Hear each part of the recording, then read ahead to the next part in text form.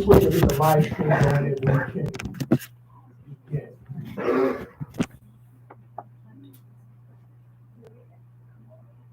When it's ready, it's ready.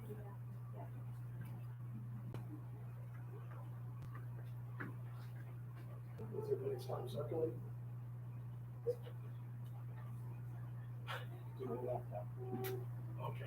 All right. Well, listen. Look, we can go ahead and begin it when the live stream kicks on.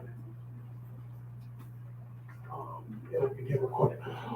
Okay. Good evening and welcome to tonight's Providence School Board meeting. Before we begin, I will ask for a moment of silence in observance of the tragedy in Uvalde.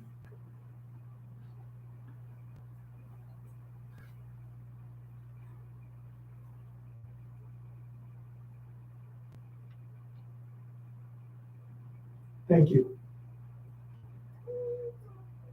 I'm officially calling tonight's school board meeting to order, and we will begin with the Pledge of Allegiance. To the flag of the United States of America, and to the republic for which it stands, one nation, under God, indivisible, with liberty and justice for all.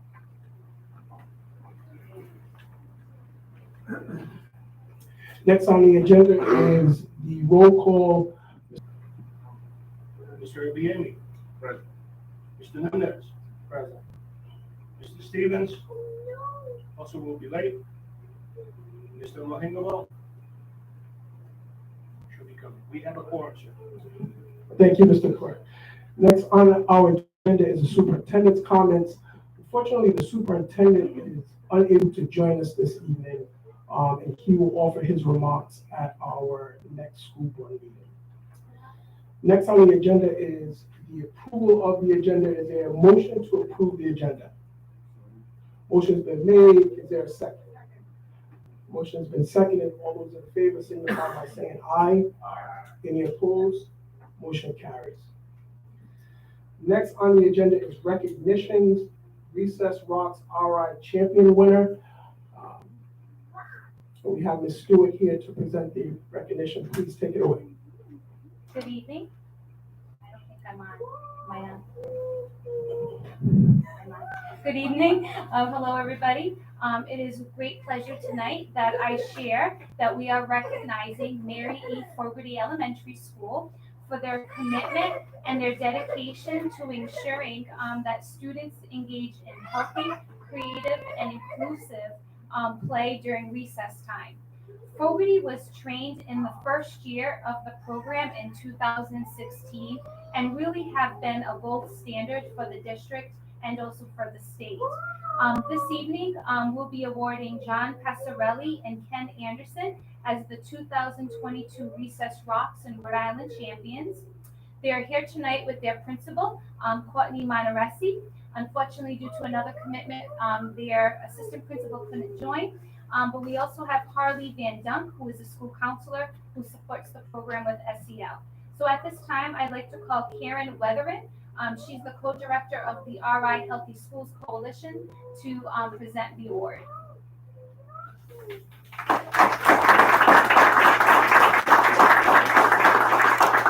Thank you. I am delighted to be here this evening, as I'm also a longtime member of the Providence District Wellness Committee.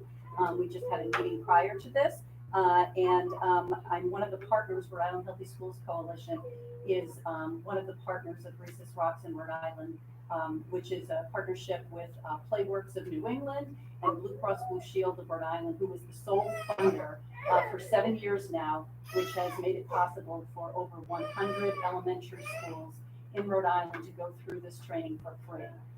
There have been 12 Providence schools who have been through the training, but we are here tonight to recognize really the efforts of the two staff people, Ken and John from Fogarty, who really have gone above and beyond to support the students at their school. So I'd like to pass it off to our coach, Jessie, who worked with them, and she can actually do the presentation.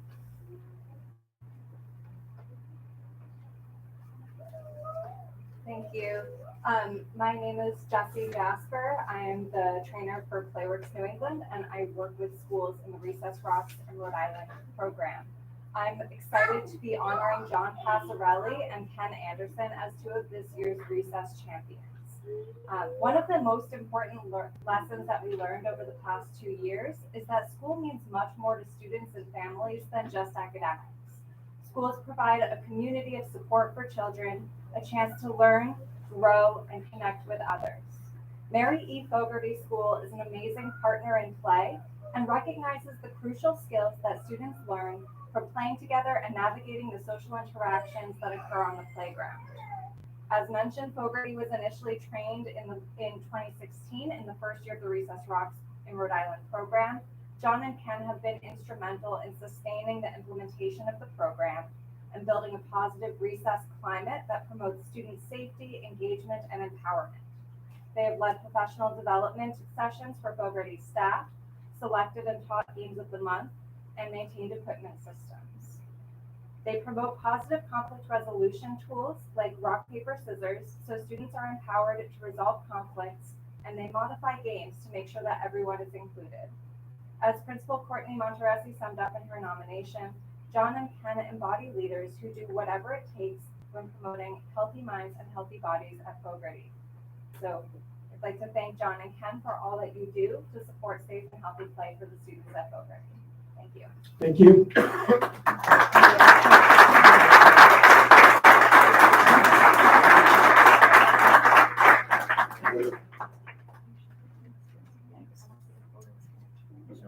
John, thank you for being our champions this year. Thank you. And I think On behalf of the entire staff of Mary Fogarty, we're here.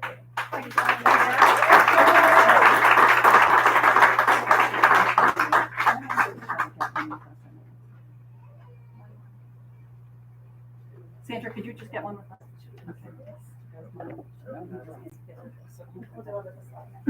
Jess, you're gonna get.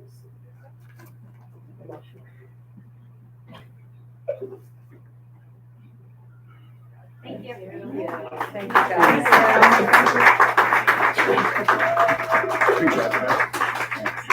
Thanks so much. Congratulations again to our winners. Next on our agenda is public comment, right to be heard. I'm going to turn it over to the clerk, as several folks have signed up for public comment. And I'm going to ask folks to try to keep their comments to 3 minutes or less to give equal time for everyone to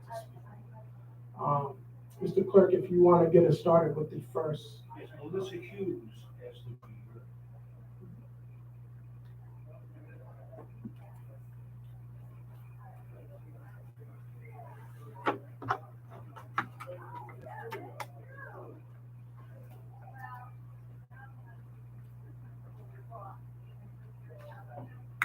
Ms. Hughes, it's good to see you.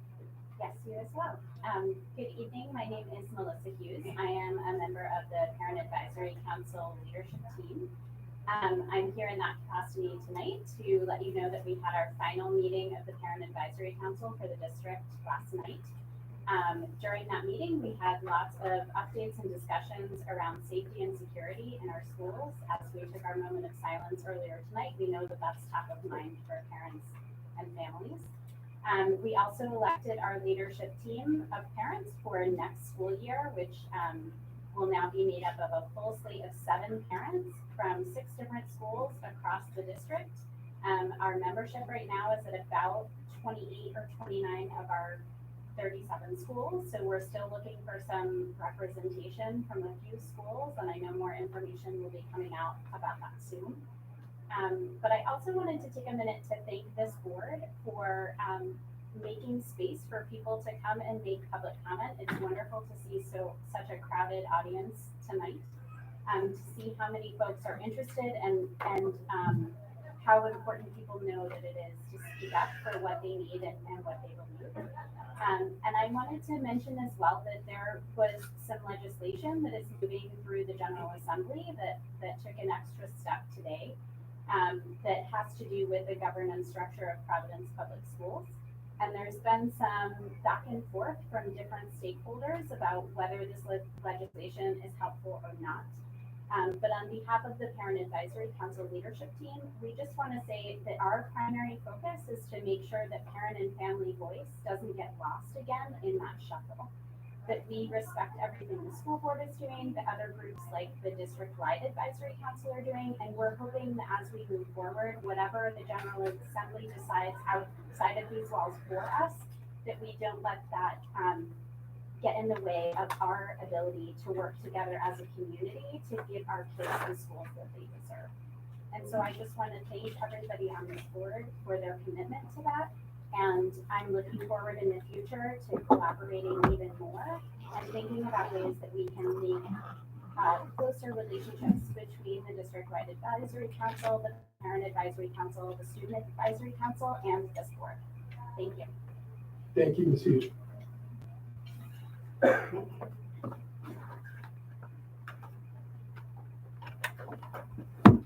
Next person signed up is John Sebastian and Tino Lopez.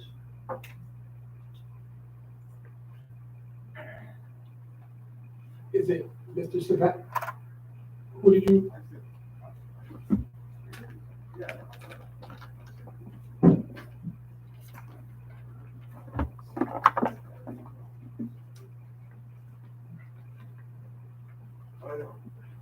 Good evening.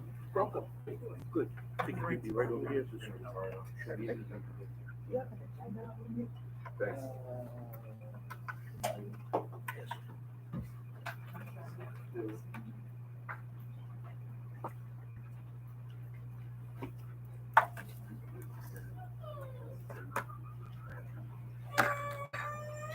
It's a bit of a language barrier with less of a translation than expected. And I also, we had also, though we were presenting in a different type of way. But, so this is a bit odd. But he would like to express, we've been communicating since we got here. Okay.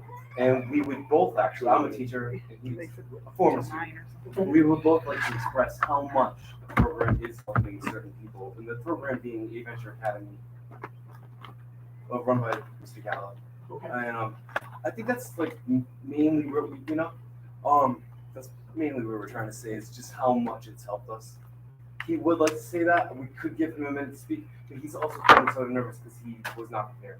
Well, listen, certainly this is a platform for the community to come in and speak. So we will certainly give him an opportunity to speak. Take a deep breath. Awesome. Take your time. Let it go. Would you like to say something? Yeah. I just feel that I can't translate, but we could right now. Would you look anything that you wanted to say that you said to me today? Yeah. So it is sort of what he has said, that he feels strongly that it has helped him, and also that we are furthering that. So I am having him come back, and he was going to present songs. Okay. But he's also looking for professional recording. And I can supply that, but I'm using my own stuff. And I think as a team, we're trying to get that. Ironically, we're trying to get those same resources for our program, but we're using our own stuff. And I'm in the middle of doing that. So I don't know if that's promoting Mr. Gallo as a great principal, which he is. But I think he'll take it. I'm thinking about other stuff like resources and stuff right now, and translation. So. Well, here's what we can do, right? Because certainly the doors of the school board are open to the community. And, certainly we're going to be meeting throughout the summer, and at any point you feel the need to come back, feel free to do so.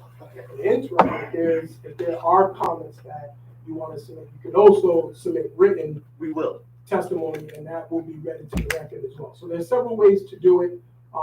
So you can keep your options open. But we'd love to see you come back again, and feel free to submit any written testimony at any point in time. Great, and I will tell him all that too. Okay. Thank you so much. Thank you. Thank you. Thank you.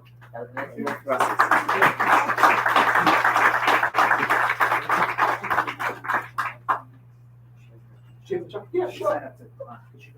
Yeah, that's fine. Thank you so much.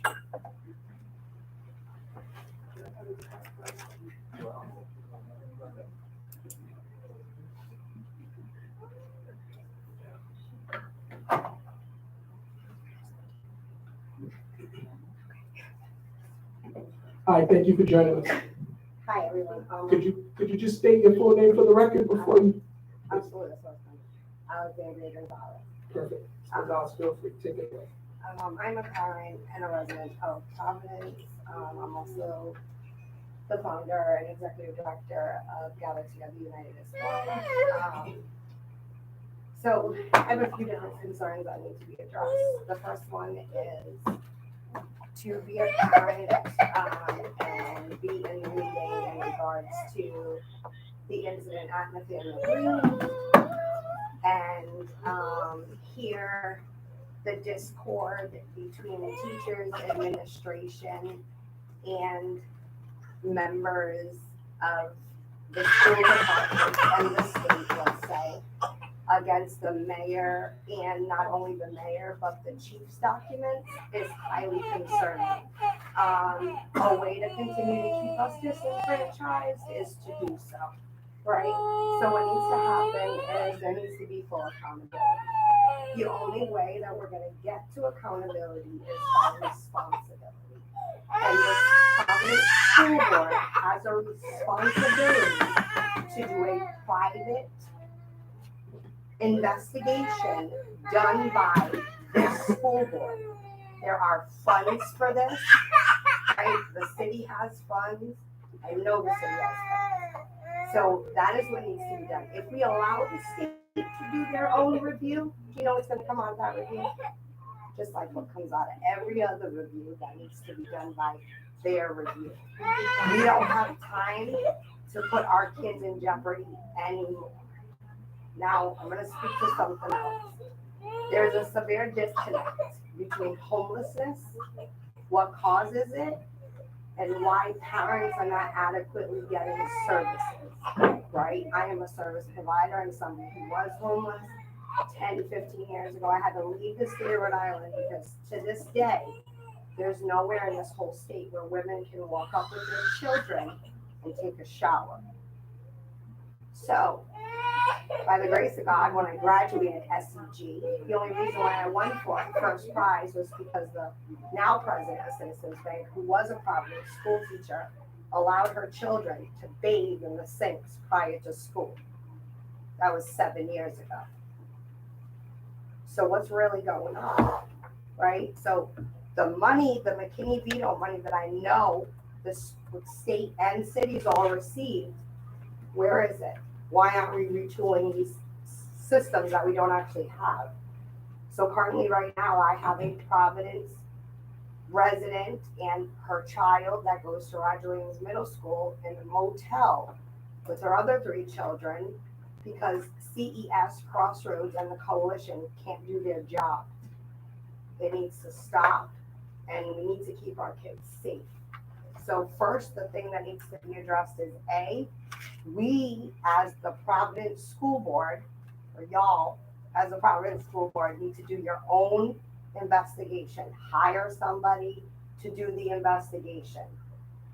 It makes perfect sense that if an officer is outside waiting for the bell to ring, and 1 minute before that bell rings, there's a phone call placed to say, hey, these kids ain't coming outside, right? Well, what happened in between all that time, from the time the fight happened on the camera, which they said they thought it was a fight, they thought they saw a cell phone passed, and whatever the case may be, this procedure, right? There's moral law, which creates legal law. Morally, they're wrong. They put I could have shot up that whole school if that was me by then. You over there searching for a bag. Who knows if I would have switched to somebody. All I'm saying is that you guys have an obligation to our children. And if this doesn't happen, every single one of y'all should step down. And that's how I feel. You have an obligation to these children. You have an obligation to keep our kids safe. And you do have power, even though the state took over. So why don't you guys take that power and the authority you have and show the state that their takeover didn't really help. It kind of is hurting, in all honesty. And I will also say that I would call for the commissioner's job, because this is not the first time she has allowed a sex offender be in our school departments. She has allowed other things to transpire, okay? They need to be addressed. They can't just keep being band-aided, pushed under the rug, because I'll tell you right now, if something ever happens to my kid, best believe I will not be just that 1, 3, 4 people protesting outside of Nathaniel Green. Okay, this is serious. Our kids are not pawns in a funding game, in a union contract, in a job, right? Our kids don't meet your quotas, or the superintendents aren't meeting, principals aren't meeting attendance scores, and it's ridiculous to me, okay? At the end of the day, a parent goes to jail or gets sanctioned if your kid don't go to school. So who says that I don't have the right to teach my kid what I want to? So as a public, school department, you guys have the obligation to keep our kids safe. So I'm urging you. And it's your obligation. You have the money's there. The authorities said the money's there. So ask them for the funds, because they're there. I work in and around all different spaces. The money's there. So it's about you guys taking responsibility and accountability. And we can't get to accountability until we get to responsibility first. And I'm sorry if I'm coming off ignorant, but I'll tell you what, my family member is in that school. And it's not just that school. There are several lockdowns that are going on a regular basis that are not publicly being told. Besides that, when there are a procedure one or a roll call, whatever you want to call it, we need to know as parents, what is the procedure? Do you act in the same manner? I would hope so. Right? But guess what? From what I know, that's not happening. So I think that these kids are all in fear, and they don't know what's going on because the parents don't know. The 17 parents I spoke to, out of 3 of them only knew who their school counselor was. That's a bad ratio. And on that meeting that most of us were on, the same issue occurred. So there's a lack of communication and transparency. Wherever it's coming from, I don't really care. All I care about is that these kids are safe, and that I don't have to keep getting calls from parents that can't get help because we have smart clinics. So we got money to afford to pay for a whole clinic, right? But we can't just hire a nurse so that the kids can get addressed. It actually saves money. Or are we doing test subjects on children? So that's what I'm saying. Thank you. Thank you, Ms. Gonzalez.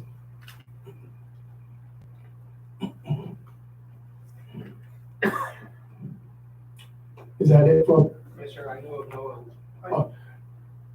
Mr. I signed up on the list. Oh, I'm sorry, okay. Mr. Lucini, please? Please, thank you. Thank you for waiting. Thank you for joining No us. problem at all. Thank you. Thank you to everybody for hearing me tonight. This will be the last time that you hear me as a Providence teacher and a member of the executive board of Providence Teachers Union. About a week ago, I sent my letter of resignation to the head of HR, Jennifer Loro, as well as the superintendent.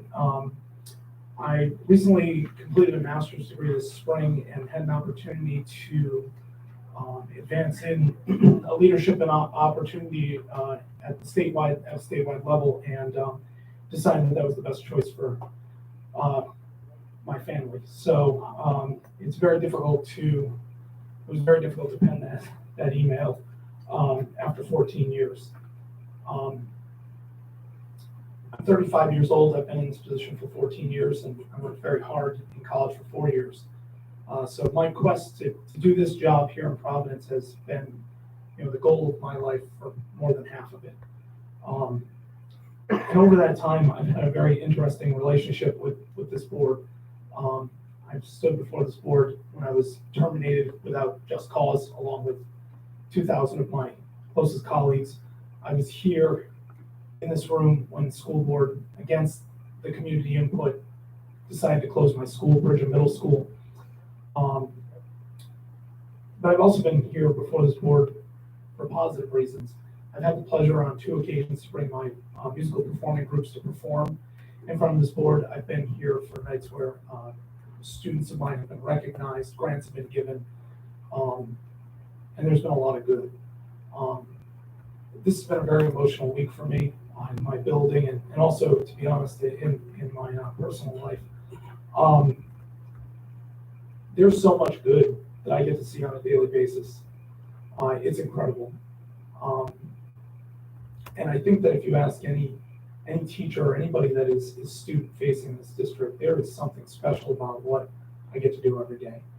And I've never taken that for granted, and it's something that I will truly miss. You get to see former students grow up and become positive, change makers in the community. You get to, as a music teacher, it's incredible because I get to grow with the students from the beginning of middle school all the way to the beginning of their high school career or their high school journey. And it's something that I don't take lightly or for granted. So I'm very thankful for that time. I want to stay as positive as possible in this, but I do have a few suggestions to the board that I'd like to give, and just on some reflecting that I've been doing over the last week. So this board's in a very interesting situation right now. It has been for the last couple of years, and I think when you really scan back from like everything that's gone on with the state takeover, it really boils down to a message of access. I think that's where a lot of the disagreements have been. It's over fight for access. And I think that one of the unfortunate things that's happened with the takeover is that there is a disagreement around access, but only at the top. And it seems like the people that are student facing, the students in the community, and the parents themselves are left out of that conversation completely. And it hurts me a little bit when I hear the message, quote, stay the course. Because I don't think that there's a single person in this room that believes that this has been the plan of the state takeover. We're going to hire some folks that shouldn't have been here. We're going to make all kinds of negative media headlines. We're going to have all kinds of labor strife. I don't think that's what this was meant to be. So staying the course is just simply not acceptable. We have a report. We have the John Hopkins report. It's a document. There are some realities in that report. However, the story is a living document. We shouldn't be going back to something that's 3 years old every time we need to justify why we're doing this. We should be talking about what's going on the here and now. And I think that's lost because people are afraid that they're going to lose their access. My second suggestion is we need to expand on the arts in Providence. I'm a music teacher, so I'm going to be biased, but I'm going to tell you something right now. The talent of our students in this district is absolutely unparalleled across the state, across New England. The things that our students do with their cell phones are just unbelievable. I grew up in a punk rock band, and my first recording was me taking a small guitar amplifier, which is all I could afford, and putting it in a dryer and then miking it up, and it allowed me to sound like I had much louder and stronger equipment. Well, technology has moved in a way that our students can replicate virtually anything they want on a cell phone. The biggest problem that they have is they don't have enough adults to be able to guide them. And over the course of the last 6 or 7 years, we've lost arts teachers, especially at the high school level. We have our flagship schools, Central High School, PCTA, Juanita Sanchez, that do not have full-time music programs at all. We have to double down on that. If we really want to talk about equity, we need to ask ourselves, why is it good for everybody else in the state and not for our students? And I hope that's something that our board takes seriously. I know it's something that the Providence Teachers Union is taking seriously. In fact, we pushed for a committee to be placed into our collective bargaining agreement because that work wasn't being done by the district to look at equity across the arts in our district, particularly at the high school and elementary levels. So I'd like to see that. I want to stay with the collective bargaining agreement for one moment because there's a new article in the contract that I think is fantastic. The new contract asks that teachers be required to attend at least 4 out-of-school events per year. Well, what's good for the goose is good for the gander.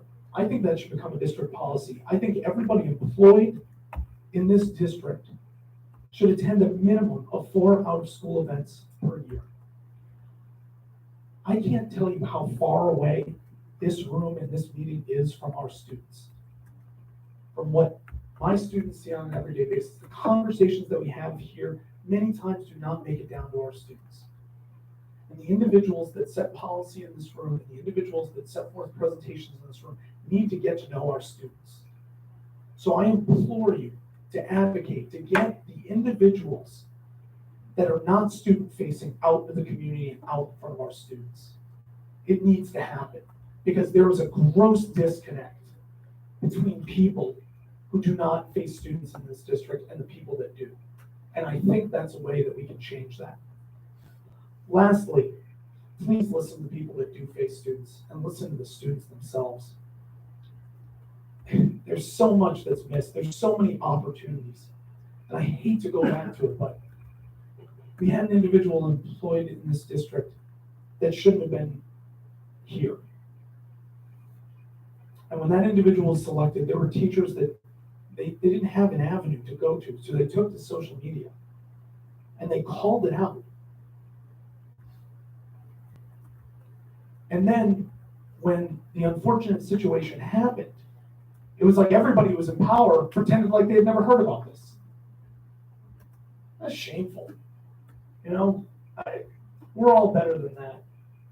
And I know that there have been protocols, and there's been a lot of promises made. That won't happen again. God forbid. I really hope it doesn't. But we have to listen to the people that face the students. You know, I'm a parent. I can't imagine, you know, thinking about a situation where there's somebody employed that has that kind of background and is then given leverage and power over other individuals. So, you know, I appreciate what the board has done, especially in the situation that you're in. Right now, it's incredible the amount of public service and the efforts that you're putting in. It's incredible and it's appreciated because there are 2,000 teachers I know that I can speak for that go in every day, and the absolute vast majority, you know, we're talking 1,995, and we're going in to do the absolute best they can every day for our kids. And it's appreciated that they know that there's a board that's standing behind them. So thank you very much. And I look forward to staying in the know, and you'll probably see me back here as a concerned citizen. So thank you. Mr. Lucini, before you go, I do want to just say a few things.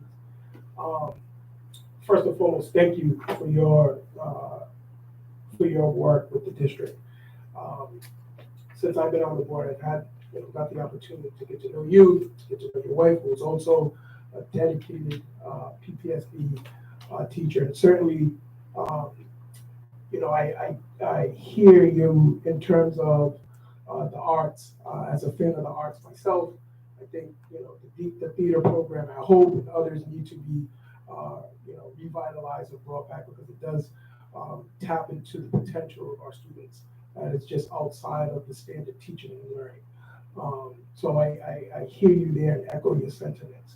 I think as you depart PPSD, I would, you know, the board would certainly love to stay in touch with you. And I have a sneaky suspicion that we have not heard the last of you out. But on behalf of the school board and behalf of the city of Providence, thank you for your service to the district. Thank you very much. Have been a wonderful evening.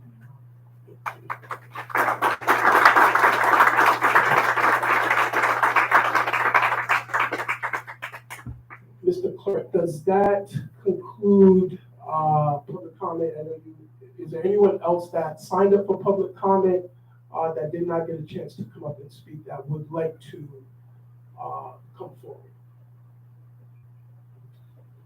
I do have one written comment that was submitted, and I will read this one to the record. This is from Asia Mosca, and she says, "Hello, Providence School Board President and members. I'm writing to you as a proud Providence school parent of 2 children that go to Mount Pleasant High School. I would like to say that Mount Pleasant High School is going in the right direction. The administration is very student focused and ready to engage families. I've been in Mount Pleasant as a parent volunteer ambassador since March 1st, and I have truly enjoyed my experience there. I will be returning next school year. Mount Pleasant and all the staff there have treated me like family and have supported me while I volunteer there.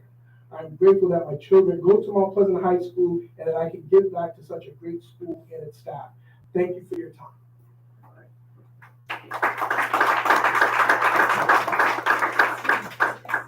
Mount Pleasant has certainly come a very long way in a short period of time, and those comments from parents certainly reassuring to that. Okay. Next on the agenda is school board comments. I'm going to begin school board comments as we wind down this school year. I would be remiss if I didn't take a moment to thank our educators, our administrators, our school support staff, bus drivers, bus monitors, the folks that are doing the work day in and day out. As I speak to educators and administrators, I've been told on more than one occasion that this school year has been more of a challenge than the previous school year. And I'm just amazed by the resiliency and the perseverance that is on display day in and day out by our educators, administrators, and so forth. So I certainly wanted to just take a moment to acknowledge the hard work that's been done and say thank you for your efforts this school year. I also want to thank our parents, our community partners for their efforts. Oftentimes when parents attend school board meetings or attend other district-wide meetings, they are being pulled away from time with their family. And they make that sacrifice because they care about their children's education. And it's motivating for me to continue to do this work when I see our parents making the sacrifice as well. We have PPSD parents on the school board who also make that sacrifice, and it is truly inspirational. And so I want to acknowledge you and thank you as well. And although the superintendent is not here this evening, he may be watching, and I want to say to him and his team, thank you as well. Over the course of the school year, there have been challenges, and I have watched the superintendent and his team respond to challenges with perseverance and with a desire to support students and staff. And each day that we do this work, I see the superintendent and his team moving in the right direction. They are the first ones that hear the complaints. They're usually the first ones through the door and the last ones to leave, but they do it for the betterment of our students. So I do want to say thank you to the superintendent and to his team for your exceptional work this school year. And we look forward to continuing to work together. And finally, to my colleagues here on the board, I think Mr. Lucini referenced it. Although our role and position here have shifted under the takeover, the board is still committed to doing this work. Despite what legislation is out there, I can say with confidence that the board does not have any personal stake here.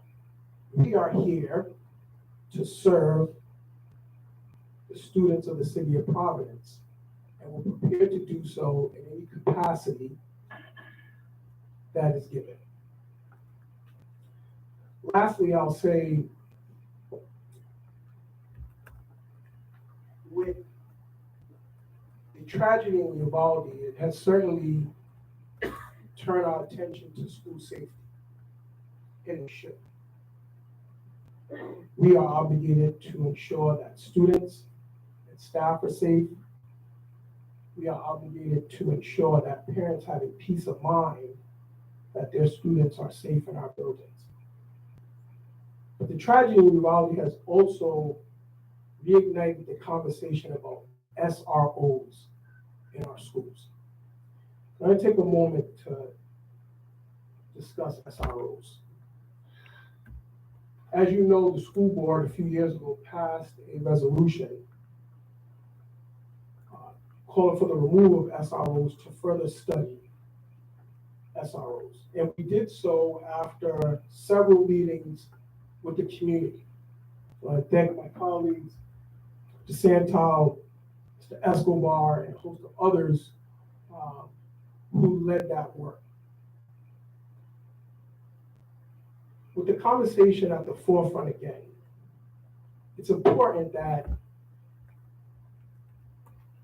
we really listen to what students and families are telling us. I've listened closely to both sides, and there's some common ground between the two. I've listened to those who support SROs say, we also need social and emotional supports in our schools. And I hear our students say, we need social and emotional supports in our schools. So as we wind down the school year, we reflect. My hope is we can return and together have a conversation about the things that we all agree upon. And how do we collectively provide our students with the resources that they're calling for, and the resources that those who support SROs also say our schools need. Today, the school district highlighted a social worker, highlighted a psychologist, and we're doing that because we recognize their importance in our school buildings. I look forward to working with those who are in favor of SROs as well as those who aren't on ways to provide our schools with the resources that we all agree are needed.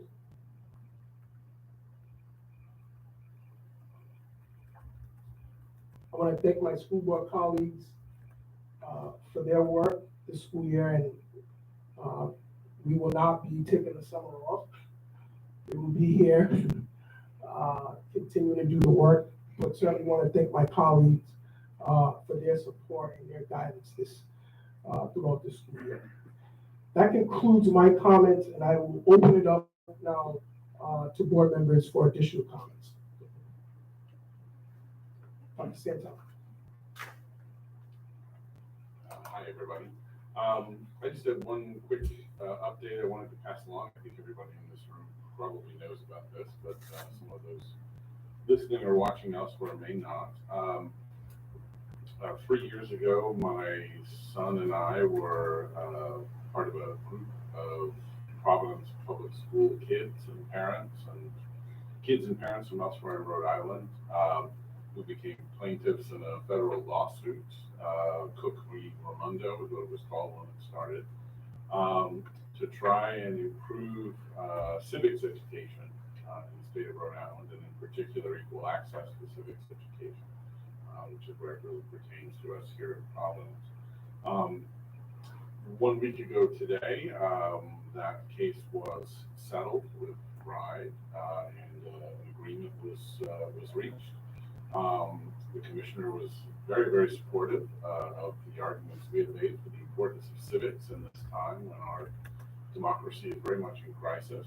and at great risk, not only because of recent occupants of the White House, but also because of inequalities of race and class in our society that long preceded the events of January 6th.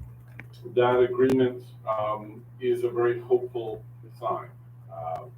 A widely representative task force is going to be created, not just for Providence, but for the state, to come up with a series of recommendations about civics courses that will be required at different levels of public schooling in Rhode Island, particularly middle and high school, project-based research that students will do, and any other kinds of recommendations that task force can come up with to ensure that all kids in this state, regardless of where they live or how they live, have full access to the skills they need to be active democratic citizens, whether that's within schools or without. So I mention this because many of you are aware of this case. You may not have been aware of how it came to a conclusion. We had hoped to go to the U.S. Supreme Court to try and carve out a new right to equitable education in our Constitution.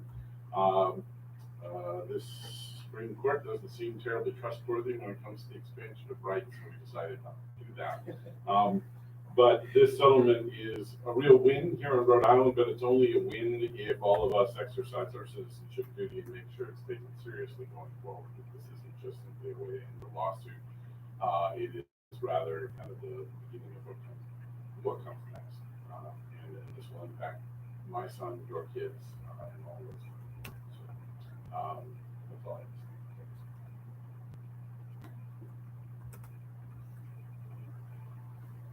Oh, we could just jump in, all right? Feel free, Mr. Stevens. All right, I'm sorry for being late, my tardiness. I was at Roger Williams Middle School. I spoke at their 8th grade promotion ceremony, which I'm very excited about. But I also want to thank the district, definitely Misty Parsons, on making graduations very special for all of our seniors. It was a great graduation. I think I missed 2 of them, which I was upset about, but I take pride in making sure that I show up to all graduations. Also, I want to thank the district for adding Juneteenth to the calendar for next school year. I think that that's something that's very important, and I stressed my concerns about it not being on there and sent out several emails, so I'm excited that it has now been added on to the calendar. Now, on the flip side, I do want to share some concerns as it pertains to the equity audit not being added to the calendar on today. That's something that I've also been speaking about a bunch of times. I really want to see the audit. I know that we've hired a consultant, and I would like to just know now some of the details as it pertains to that contract. And what the timeline is to have an equity audit. I believe we brought in a consultant, I believe in October. So the audit should have been ready for this meeting as promised. I know I also spoke a little bit about technology upgrades. We really need to upgrade the technology. Definitely, because there's scuttlebutts about legislation. So we understand and know that if the legislation passes and there's a little bit of oversight given by the Providence School Board, we're going to have a lot of viewers, and I think the viewers should have access to the presentations that are being presented, access to the person who is presenting, just as well as all of the board members. Like right now, the computer's right there. No one can see me talking, so I don't think that that's something, thank you. I don't think that that's something that we should currently be going through, or families should have to go through. We've seen one parent here on today, her child didn't want to be here, and that's one of the main reasons why a lot of parents don't show up, because they don't want their children to act out, definitely after, 6 o'clock, so just their bedtime. I also want to say, I honestly, I received some complaints, some emails. I tried to back off a bit with the district. It's about just the climate and culture for 797. People just stressing, executive staff members, I'm not going to say any names though, are stressing that there's sort of like a culture of fear And I really hope that that's not the case. I hope that we are able to treat each and every one of our staff members with respect, ensuring that we are all respecting one another. We are all professionals. Each and every person that's in the district is a professional, so we should have enough respect to respect one another and don't threaten anybody with anything.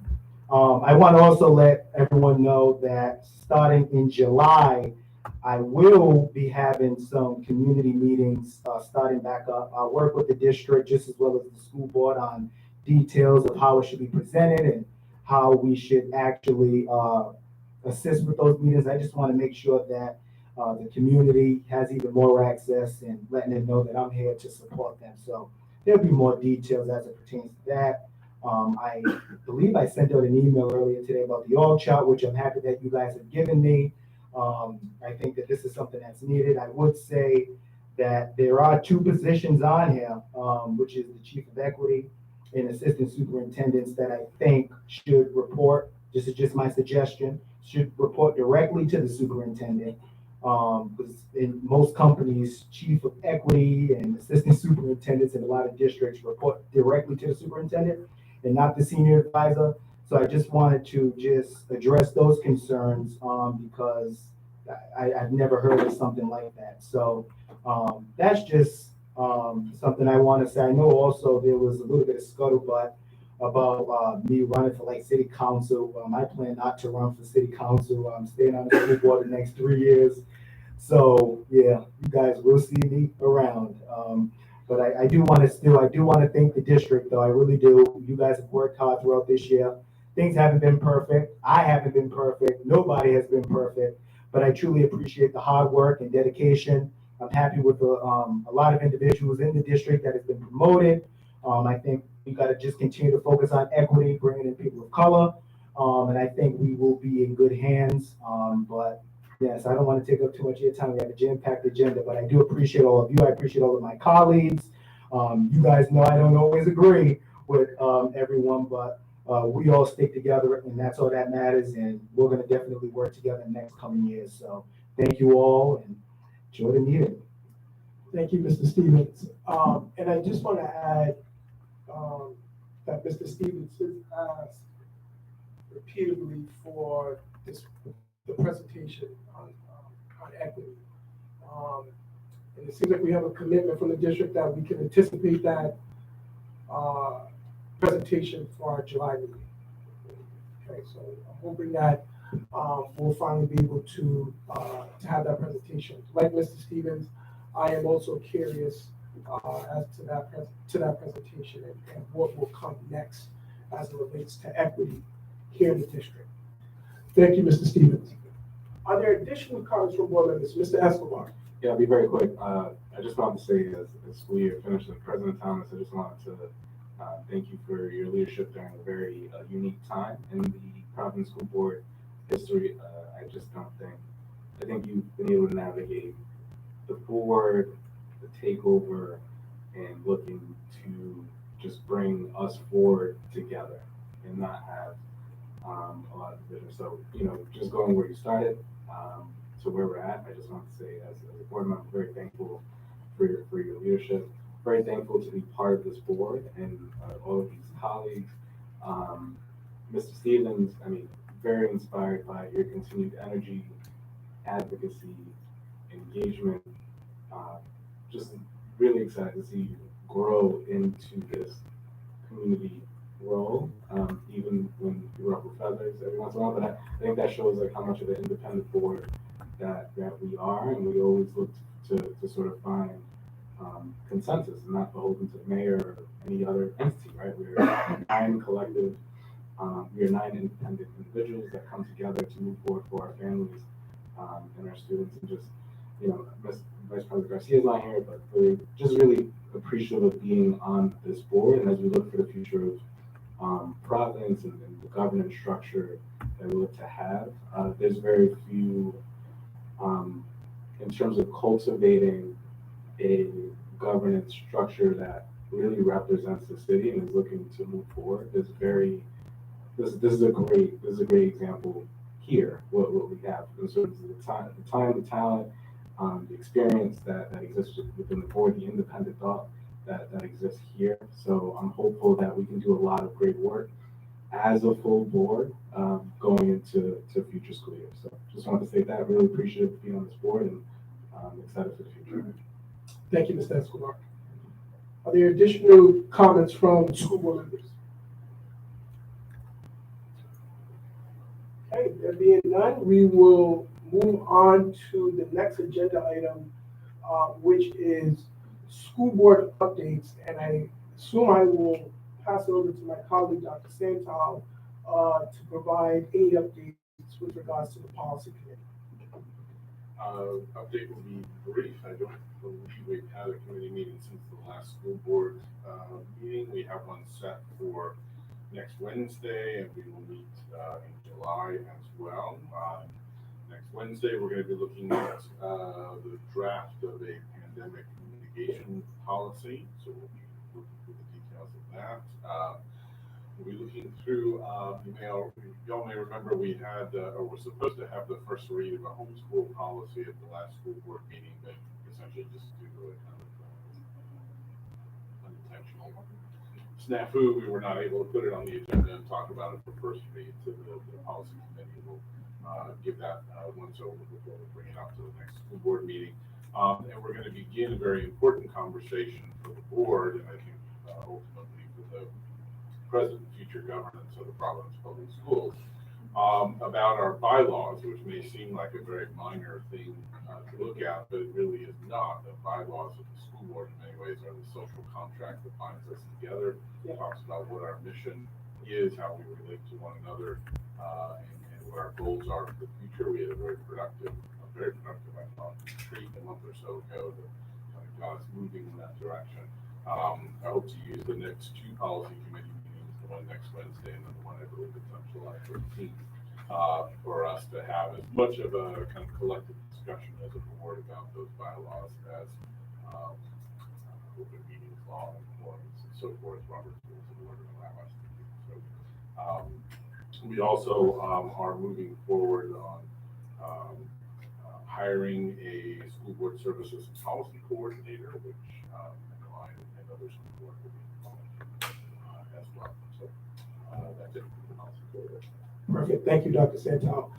The next update is the Finance Committee update. I'll turn it over to my colleague, Mr. Eby. President Thomas, sorry, we didn't put much on the finance. We had a meeting 2 weeks ago, and we went through some contracts that will be presented for the full board approval. Really quick, can I just add, I believe the contracts was good. It was all probably vetted. We looked at all of them. There was just one contract that was of concern, and it's the school works contract. So I just asked the board that we look thoroughly and carefully at that contract to make sure that that's a contract that we want to pass. So that's just my two thoughts. No, actually, that is an item separate. Yeah, we're gonna have a presentation on it, and then follow the presentation, we can go into so does that conclude your updates? Thank you, Mr. Eby. And finally, we have the Health and Wellness Committee update. I'll turn it over to Dr. Goldberg to say a few things. Dr. Goldberg. Good evening, everyone. Nice to see such a full room again. We had our Health and Wellness Committee close out today for the school year, and we had the opportunity to welcome incoming our communication staff member to the committee, and we talked about all the different initiatives that we've had this year. Some of those highlights have been the hiring of more social emotional staff in our schools, a lot of discussion about social emotional health competencies and how to integrate that into the curriculum. There was a really comprehensive survey that was given to teachers, staff, school board members about sexual health. So we've now analyzed that data and had that presented by one of our committee members. And the takeaway there is that we have a a lot of opportunities to do more professional development around sexual health, make sure that our students are learning what they need to know in our schools. There have been several successful initiatives to reach out to students directly to help them with confidential mental health services, for instance, posting flyers in bathrooms, posting numbers where they could get confidential mental health. And there have been some wonderful initiatives, including surrounding recess or recess rocks initiative. And we're looking forward to a productive year next year where we get to focus on especially social and emotional health and improving physical activity in our schools. Thank you. Thank you, Dr. Goldberg. Next on our agenda is the consent agenda, and I'm going to ask for a motion to approve items 12 through 20. Is there a motion? Motion. Motion's been made by Mr. Escobar. Is there a second? Second. Seconded by Mr. Mahingabu. All those in favor signify by saying aye. Aye. Any opposed? Any abstentions? Motion carries. Next on our agenda is presentations, and first up for presentations is we have the A-Venture expansion presentation. Hello. It's working now.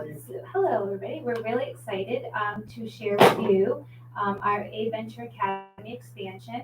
And I have the pleasure tonight to introduce 3 great leaders in our district who will be presenting to you as Lindsay is getting up our presentation.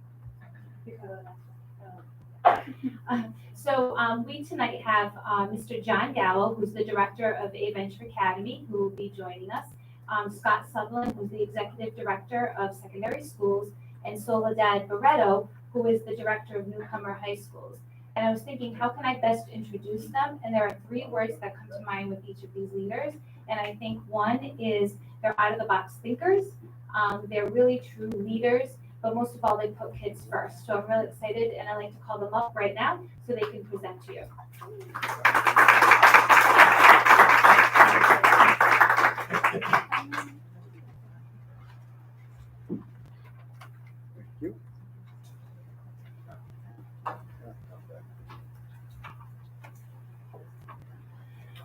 Thank you for joining us. All right, well, good evening, friends, family, co-workers, and students. I truly appreciate everybody's support and your time to present to you tonight. So the A-Venture Academy has been in existence for the past 13 years.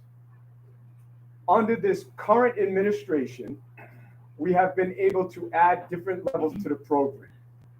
Next year, in the traditional A-Venture setting, that is my students that come in the traditional bell schedule every day, we're going to add an intensive social emotional classroom. So we will now have 2 of those classrooms with the behavior intervention program.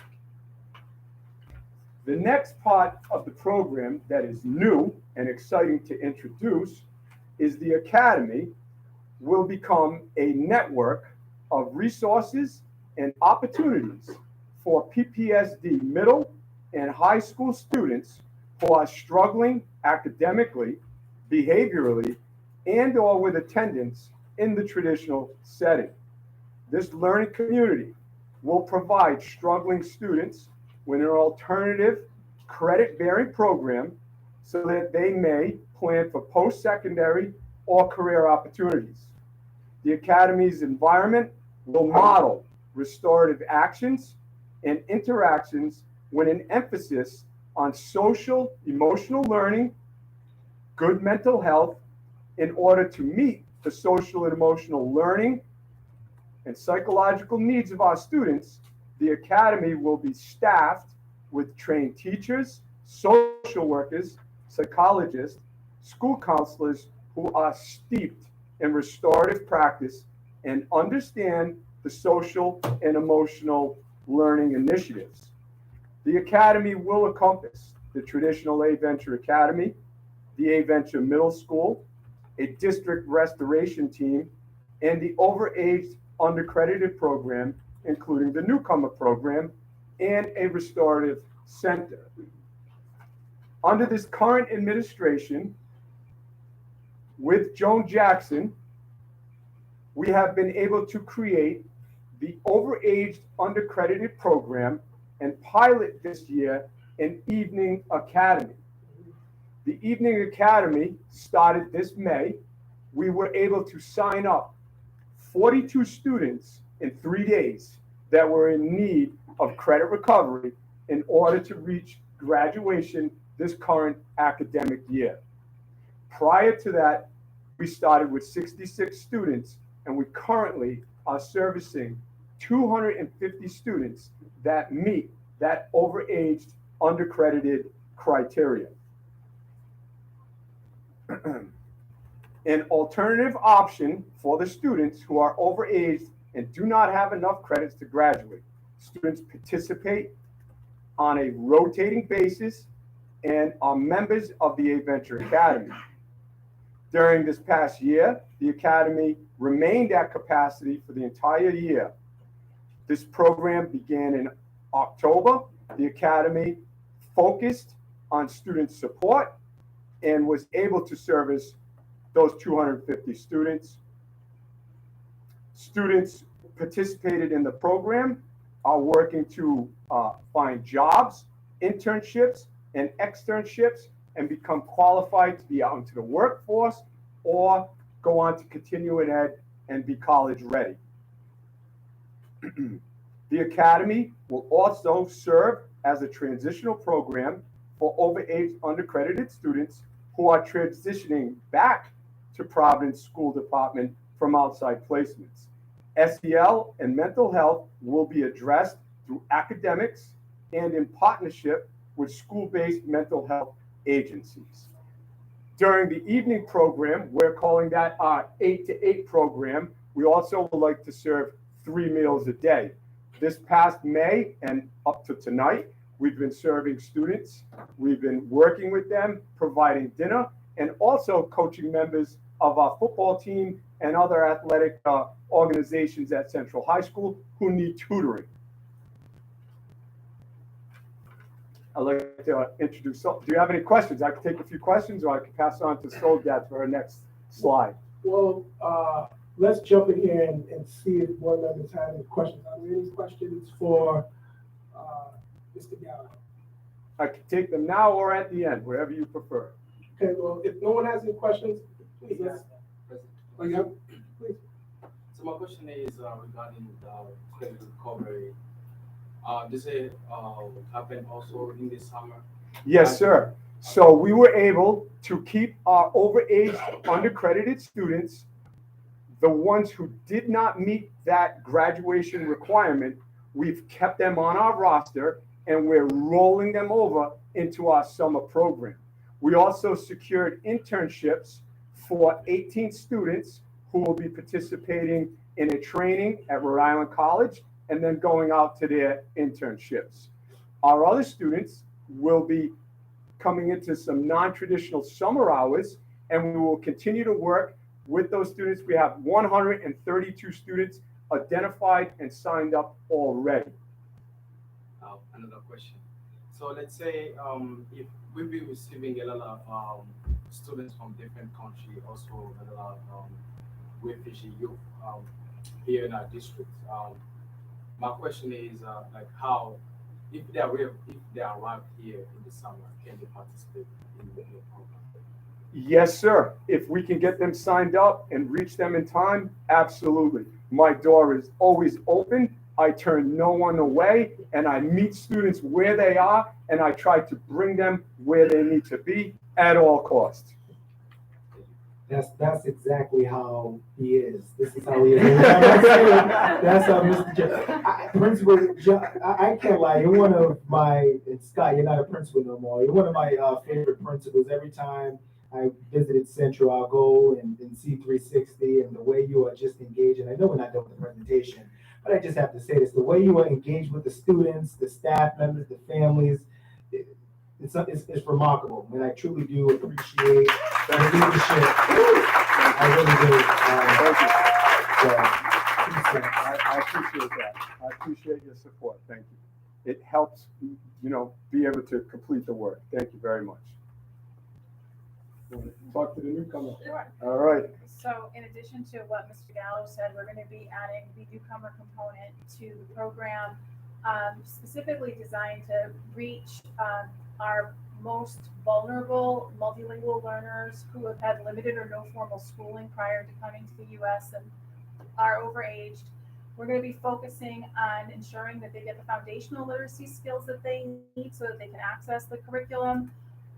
Flexible scheduling options are a must that are based on the current level of language proficiency. We've lost a lot of kiddos over the years due to the fact that they have responsibilities outside of school with work, paying debt, raising their own children.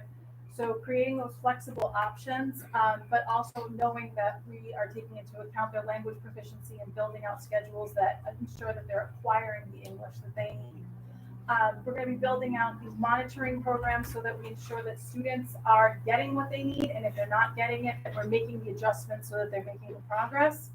And really taking advantage of their native language, knowing that our kids come to us with a wealth of knowledge, starting to honor and leverage their native language so that we can ensure that we're looking at what they already know so that we can provide them with access to demonstrate their competency in their native language in addition to what they can do in English. And then integrating SEL throughout, knowing that many of our immigrant students have experienced significant trauma, and making sure that we are integrating social emotional strategies throughout the curriculum to support their needs.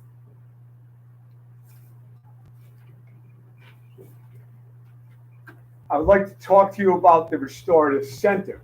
So the Restorative Center is more of a trauma center. And the idea behind this center is to stop the trauma to prison pipeline. And we are going to do that through restorative practices. And the Restorative Center will provide schools with behavioral, social, emotional, and restorative practices support for students with challenging behaviors. The Restorative Center staff will collaboratively work with schools to support students at their school sites. School-based behavioral interventionists will work closely with the Restorative Center staff to review data, create intervention plans, and monitor those plans. An alternative setting, when needed, for middle school and high school students will also be in place so students could leave their current setting and receive academic, social, emotional, mental health, and also college and career support for a predetermined amount of time. What that means is we are going to reface SAO, and we will now have a restorative practices center.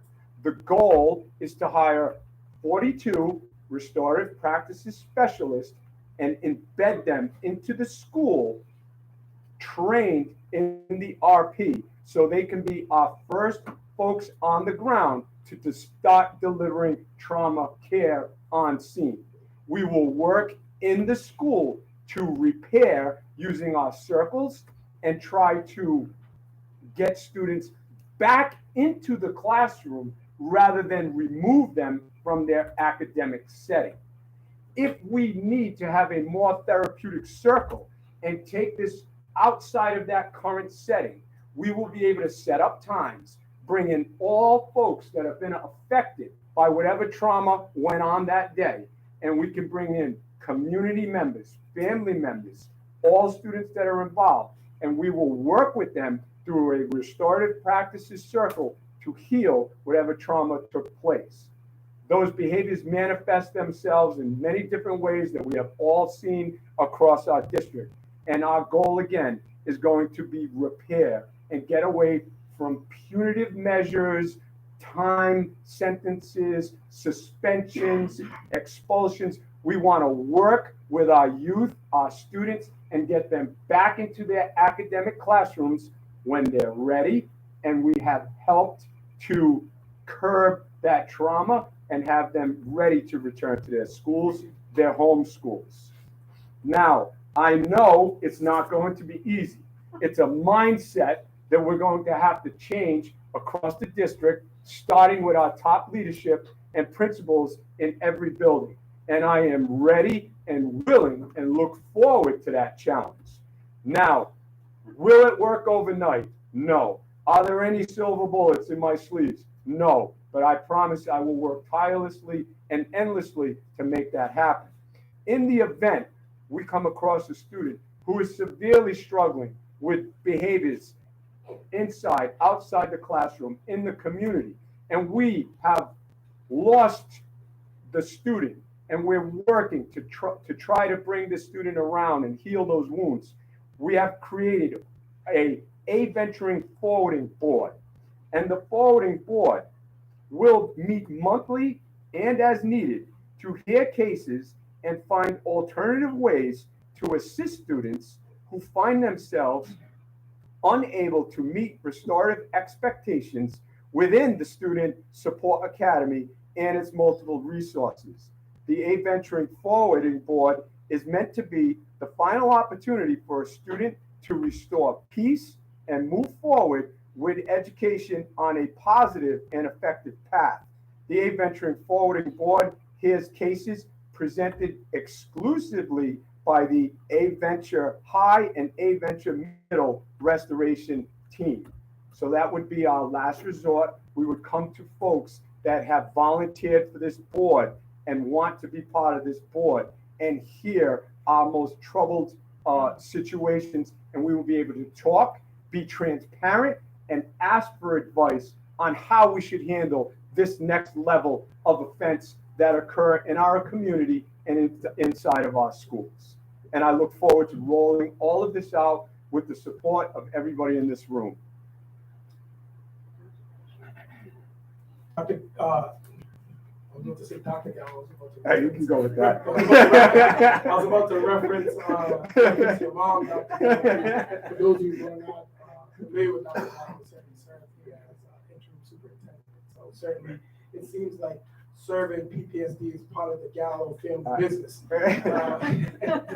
So I'll turn it over. I have a couple of questions. I have one more slide as well, though. We also, in our Restorative Center, we will have a college and career resource center working collaboratively with our SEL and mental health office. A college and career resource center will be established at this support academy.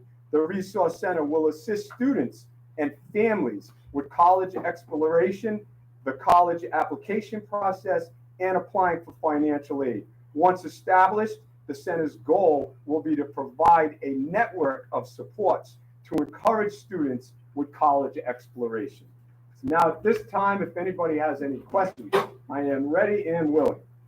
We'll start off with Dr. Santel, and then if there are others, looks like Dr. Goldberg has some questions, and if others, we can get them. So, Mr. Gallo, if you can succeed in creating a climate of restorative justice in every school in this district, you should get the honorary doctorate that bestowed on you. I accept the challenge. And I mean, in all seriousness, this is something that's been a great concern to this board for a long time. Yes, sir. You know, we, some folks on board who are no longer here and some who are, you know, worked with community groups to try and put together a code of conduct that was grounded in restorative justice several years ago. And before the pandemic, you know, we really struggled to figure out a way to turn the battleship on that, to change culture at the school level. And so I'm remarkably encouraged to hear what you're up to here. I think there is no way to get where we want to go in this district without doing the work that you're talking about doing. And so just a couple of questions. You know, one is over the next 6 months, the board has identified school culture and climate and restorative justice as something that's a big priority of ours. It's a big priority of the policy committee, which I co-chair with Mr. Escobar. And we want to start digging back into the code of conduct and trying to match what the rules are to the culture we want to create. So I'd like to invite you to come not this summer. time with your family in the summer if your work allows, but when we come back in the fall, I hope you can join us. I would love to be Tell part us of that about the work. that Thank you're you. doing and help, just help us to Yes, to sir. support you. So the two questions I had, one was, will the Restorative Center be in a position to provide professional development for our teachers? Because ultimately our teachers, at least a critical mass of them, need to have to develop an almost intuitive sense of what it looks like to do restorative practices, I think, for it to stick. And then the second question is, are there resources or things that you guys need to move this forward over the next year that you don't have presently that we can have? First and foremost, we will be putting in place PD around restorative practices. We need to train all of the administrators in our buildings first. Once we do that, we're going to begin to train all of our behavior techs, teacher assistants, cultural coordinators, all of our special education community, counselors, social workers. We're going to start with those folks and continuously build out and train year-round and offer PD around restorative practices. That has to be first and foremost. Invite us to that too. I would love to. I would love to. We all have to speak the restorative language, so we all know when we recognize a student in trauma, we're all speaking that same trauma language, and we can help heal that student. Second part. Do you have what you need to do the work you want to do? Under this current administration, they have been providing me the resources in order to get this plan in place and implement now. And they have allowed me to open that evening academy, which was all the difference in the world. It was amazing. And to see those young folks come and even if somebody just came to eat, they were there and they were hanging out with us and they were in a safe environment and it was a good place to be. So. Sweet, thanks. Dr. Goldberg? I just wanted to, second what I'm hearing here, which is this program is so needed within our district, and I'm just so enthusiastic about what you're saying. The only thing I wish is that you'd start earlier in elementary. I have kids in elementary, and there's definitely children there that need to have an opportunity to be taken out of their current setting, have some restorative practices, because COVID is very We will be having some RP workers in the elementary. wonderful. I just don't think we'll need to bring them to the center with the older students. Got it. That's wonderful here. I also would just love to hear a little bit more about your recruitment procedures. Do teachers know that you're out there? Do you? All right, so I'm going to tell you right now, the best way to recruit is kids. Kids recruit kids. I have a few here right now, and the word of mouth of our students spread like wildfire. I don't need the computer. I don't need postings. I'm good to go. My kids find me. They find me wherever I am. They know it's an open door policy. And when I tell you they come, they come. So we got a lot of students. What the draw is for them, they're are an environment that is rich with support, that they have food, that they have an opportunity. They're loved. To they are loved. graduate, When they show up, they know they have a pathway that makes sense, that's doable. We truly meet them where they are. If you can come at 6, we'll be there. If you can come at 8 in the morning, we'll be there. If you need to call one of my teachers at 11 o'clock at night to unlock a virtual learning assignment, they're there. So I truly have the best staff in the district, particularly Holly Martin, above and beyond to work with these students tirelessly. It's really the only way we get it done. They go above and beyond any of their job description. And finally, last comment, I just wanted to encourage you to come back to the board and share some of the success stories. I would some love of the to. challenges that we can help with. But, Absolutely. This seems like it is a real bright spot in the district. Thank you. Thank you for your work. Thank you very much. I appreciate the support. Thank you, Dr. Goldberg. Are there additional questions? Yeah. Comments from board members? Yeah, so just a comment, really great to hear about this program, especially sort of like the evening academy aspect, which I wish was something that was more offered district-wide in terms of like an innovative way in terms of educating kids. But I just wanted to So I did not know a lot about the adventure. I'm really happy to be part of this presentation. One of the first things I did was like, oh, let me go on the website, let me go external profile. So to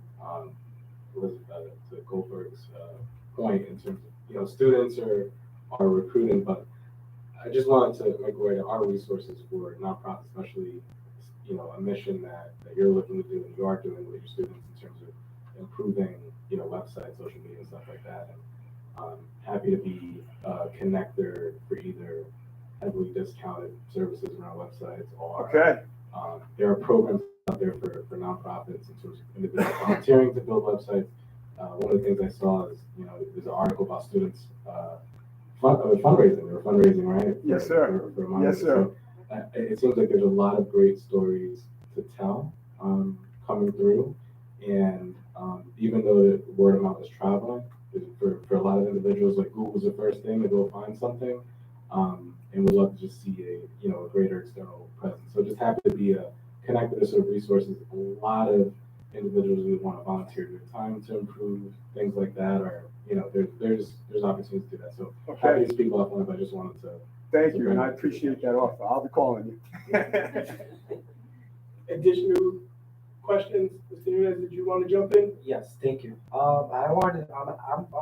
stepped out for a few minutes, but I wanted to say thank you for being here tonight and to your team. Phenomenal presentation, first of all. Thank you, sir. Being a youngster, I didn't graduate not too long ago. But two things that stood out to me when I heard you speak was a lot of confidence, passion.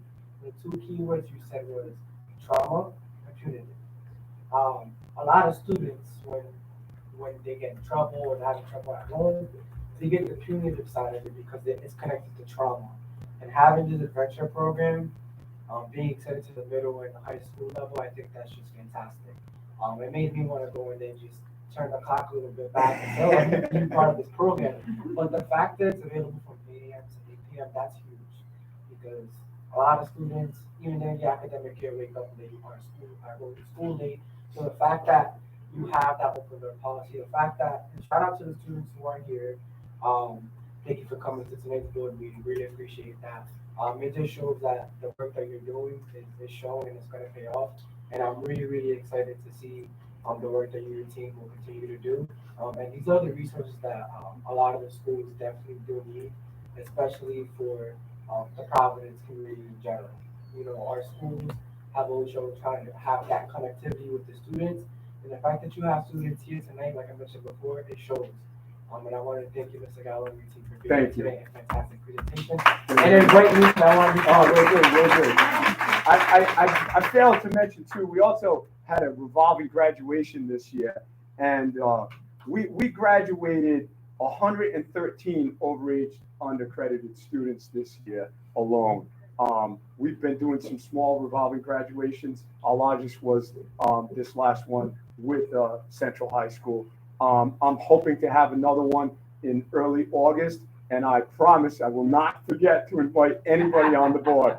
And that was another thing I wanted to mention really quickly is having that, because when you think about, I heard about college readiness and things like that and those programs, that's an essential tool, because when students leave high school, whether they make it, barely make it, or they make it through, right, they don't have those resources. And I know that they're going to go back to you guys and all the staff and all the volunteers that helped them through that journey during the summer program, during the academic year. They're going to go back and they're going to say, I need help with this. I know who to call. And for those who are over the age and need that help to make it and receive that help and receive that diploma, that's going to show, and they're going to come back and I feel the connection already. So great job. Yes, sir. Thank you. You're welcome. And Principal Gallo, that's the reason why I was frustrated when I wasn't invited because my cousin went through the program, and I understand and know that a lot of the students that attend Adventure, a lot of them are cast aside, and that was something that I took personally because I wanted to make sure that I was there to support each and every one of them. But I may say that from where Adventure was when I was in high school to where it is now, it's making great strides. And where it's getting ready to head, I'm just so excited about. And I'm gonna let you know I will be around and I will be there to support Yes, you. sir. And if you need me, you know you can give me a call as well. But thank you so much. I appreciate it. Thank you. Thank you, Mr. Stevens. Are there additional comments or questions for Mr. Gallo? Okay, I have a couple of questions for you, Mr. Gallo, and please correct me if I'm wrong, but as it stands currently, A Venture is a program and not a school. Correct. Correct? Correct. Okay. So with the expansion and the work that you're doing, has the district discussed the transition from a program to an actual school? Yes, yes, that is a current discussion. We've been discussing it at length. We'll see how that materializes. And so who from the district can walk us through what that process entails to bring it from a program to an actual school? Because it seems like, and I've worked with you prior to joining the school board, and well aware of the work that you do, and it seems like it's growing. And yes, so it sounds like it makes sense to make A Venture a school, which I would imagine would give you additional resources, additional funding, perhaps to provide further wraparound services for students. So I'm curious, and I'm not sure if you have the answer, or if there's someone here from the district that can answer the question in terms of what are the actual steps to make that would transition A Venture from a program. I'm going to lean on Scott Sutherland for that question, but before he answers that, I'll say that there are pros and cons. And one of the reasons that nobody hears about A Venture all the time is because at first I wanted to keep my head down, keep my students sheltered, and make sure no harm could come to them, and I would be able to do what I had to do with them. And I know now that it has grown, and I want to make sure that they're still protected, and I stay able to protect them at all costs. Now, getting your own school does come with pros and it comes with cons, and if the funding follows the students to where they end up, we'll all be all set. The difference is once we become a school, all the students from the overage undercredited that are coming from the various schools will have to leave that school. We have been given the students the opportunity to, even though, say you were a central student and you were there for X amount of years, and you began to fall behind and you began to become overaged and undercredited, you may want to walk with that sending school, and we like to give students that opportunity, even though they did the lion's share of their work with us. We leave that choice to the student. So it sounds like perhaps it may be more beneficial to leave it as a program versus transitioning it into I've had to weigh that many times, and I'm 50-50 on it, but I'll turn it over to Scott for please. These are the conversations right now that we're having with Rhode Island Department of Education with Sandra Stewart as chief of that domain, with Joan Jackson. We're exploring whether or not the A Venture overage undercredited school comes with its own code, with its own funding. But to John's point, a lot of the schools have developed an identity with, Juanita Sanchez complex, and they still are able to play athletics for their schools through John's program. So it's an ongoing conversation, and I'll have. Is A Venture able to hire its own teachers? Yeah. Yes, sir. Okay, because I could see shifting to school making that a little. Thank you.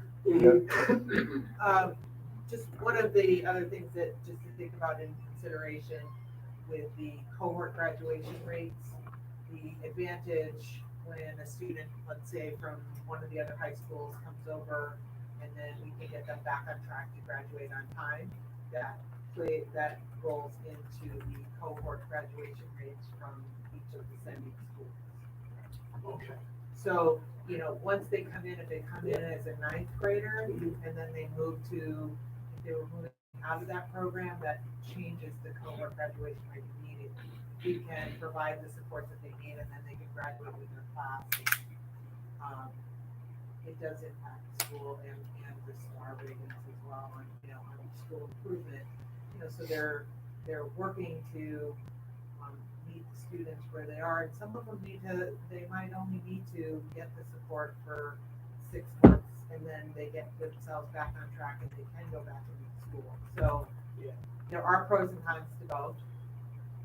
And so it seems like it's a good problem to have. It's a good problem to have. Yes, sir. Right. Yes, sir.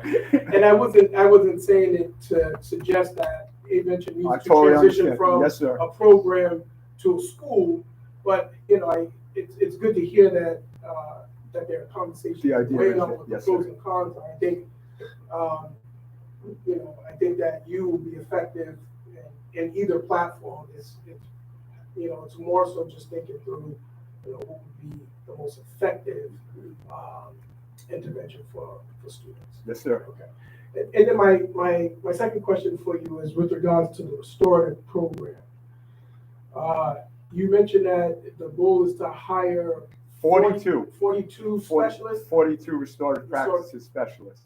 And I don't even know if that's enough. Do you have an idea? And again, if you don't have the answer, maybe someone from the district can answer. But do you have an idea how these positions will be funded?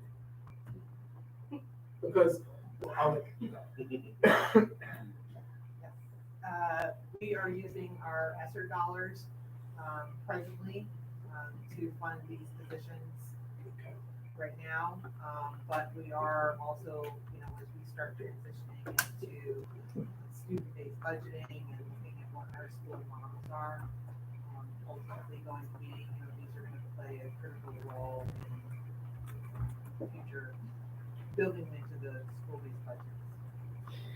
Yeah. I hear you loud and clear with the ESSER funding, and I'm glad that the district is beginning to think, long-term ways to sustain this work. I've been, and I believe there's a number of folks who have been on the board long enough to see programs and ideas such as this one get off the ground and get going, and then slowly and steadily begin to fade. And I would hate for us to embark on a restorative program that I believe can be really effective. And to your point, Mr. Gallo, we probably need to triple the number that you're giving here, but without sustainable funding, I don't see that coming to fruition. So I say that to say I hope that we find a way to sustain having the restorative program up and running, because as you know, ESSER funding is Yes, sir. has a timeline. But I think that the merit of it is right where it should be. Now it's ensuring that there's sustainable funding, right? And as we go forward, I would like for the board to be kept abreast on that process, and, to make sure that we can stay at that 42 that you're looking for, and hopefully sometime in the very near future maybe to expand specialists. Okay. All right. Yes, sir. I'll close by saying, as many of my colleagues have praised your work here in the district.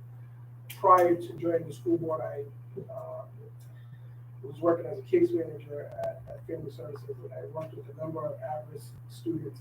Many of them attended a venture. And I'm not sure if you remember this gentleman who, at the time, was involved with several gangs in the city and certainly was going down the wrong path.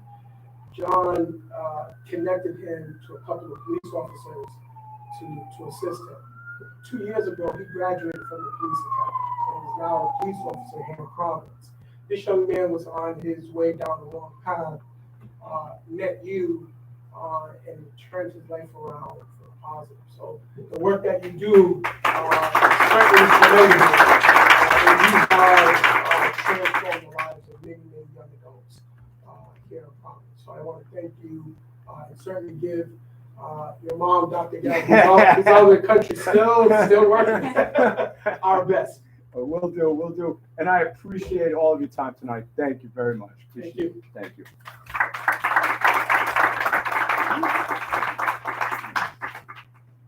Okay, our next presentation is schoolworks. And I was asked by Ms. Jackson to have schoolworks placed on the agenda for the full board, given its presentation at the finance committee. I believe we have Dr. Alvarez, who is going to be leading us through this discussion. So I will turn it over to you, Dr. Alvarez, to get us started. It's good to see you. Thank you very much. Good evening, everyone. Yvonne Alvarez, Chief Academic Officer, and I'll let my co-presenters introduce themselves. Good evening. My name is Christopher Sandicrum. I'm the Director of Special Projects for School Improvement. Good evening, everyone. My name is Kim Perone. I'm the President and owner of Schoolworks. Molly Hannon, Director of Purchasing at Providence Public School District.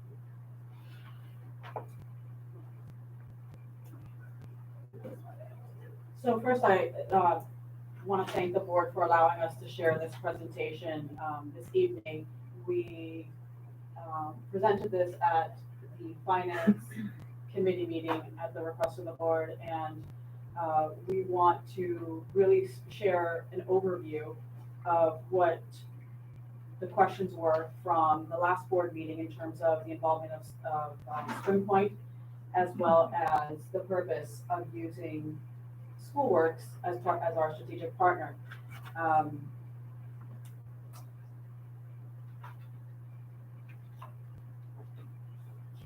So the schoolwork contract for 22-23, the redesign process is, just as an overview, will engage with Dr. Alvarez High School, Hope High School, Mount Pleasant High School, Juanita Sanchez Educational Center, and 2 middle schools, Del Sesto Middle School and Gilbert Stewart Middle School. And so I'll turn it over to Molly, who's going to address the involvement of Spring Point as an organization and some of the questions around funding and procurement. Sure. So this will be brief. The scope of work that Spring Point completed was not procured by or paid for by Providence Public School District. It was procured by the Bar Foundation on behalf of RIDE, though they weren't related to PTSD. And Lindsay, could you go back 1 second? And just before we move on to the next slide, I just want to discuss that the actual report was the initial diagnostic review of all Providence high schools, not just the redesigned high schools, the 6 that we're discussing today. It was a school portfolio discussion, a high school analysis, and it included post-secondary success strategies.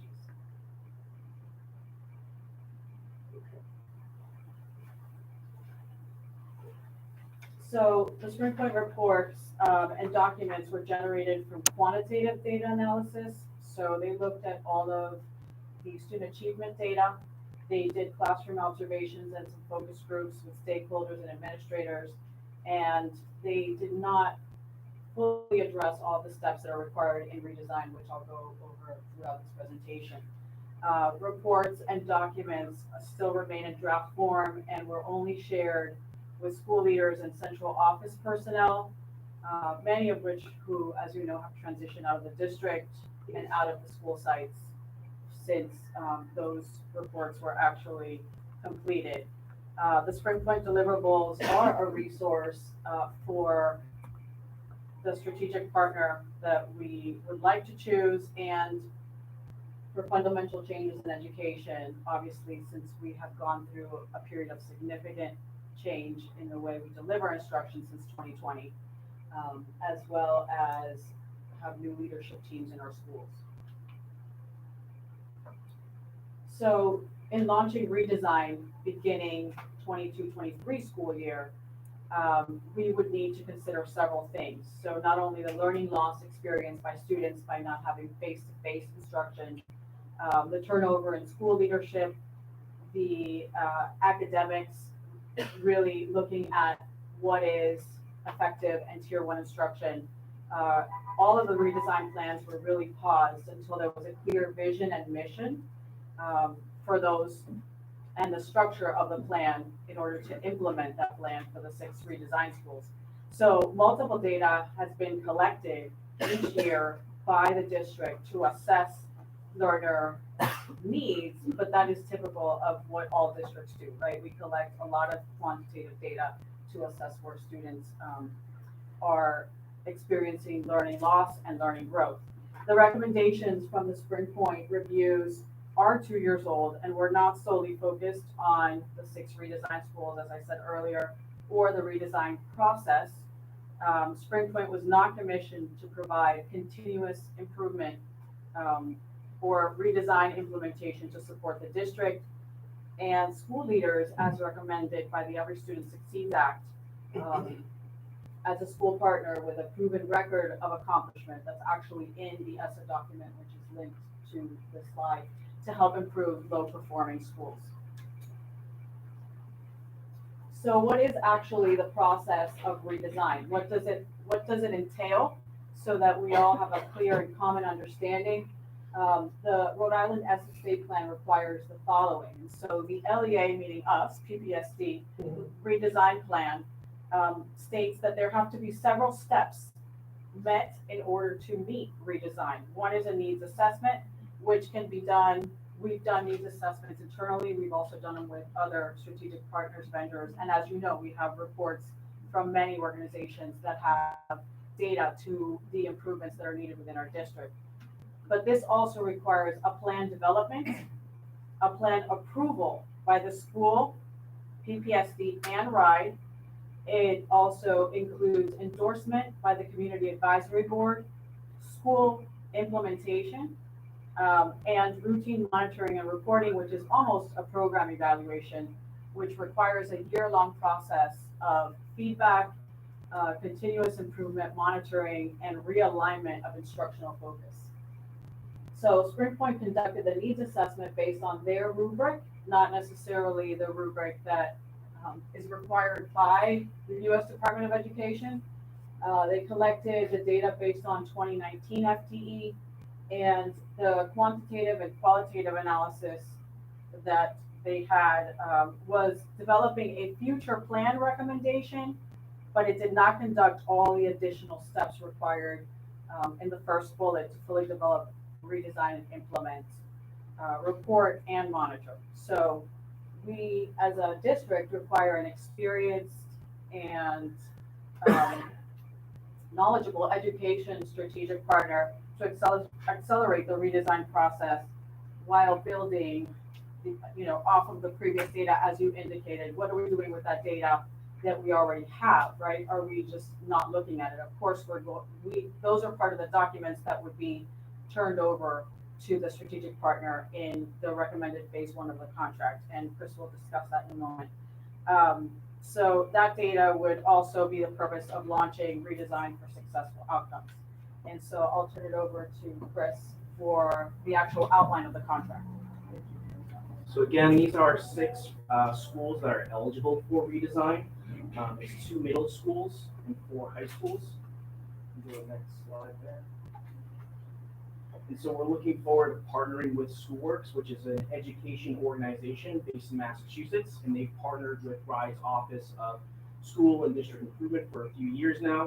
And we're excited that they're regional partners, so they're very familiar with urban districts in New England, and they've also worked with schools in Rhode Island beyond Providence, so they're very familiar with Rhode Island's education system and all of the nuances that go into RIDE's accountability system.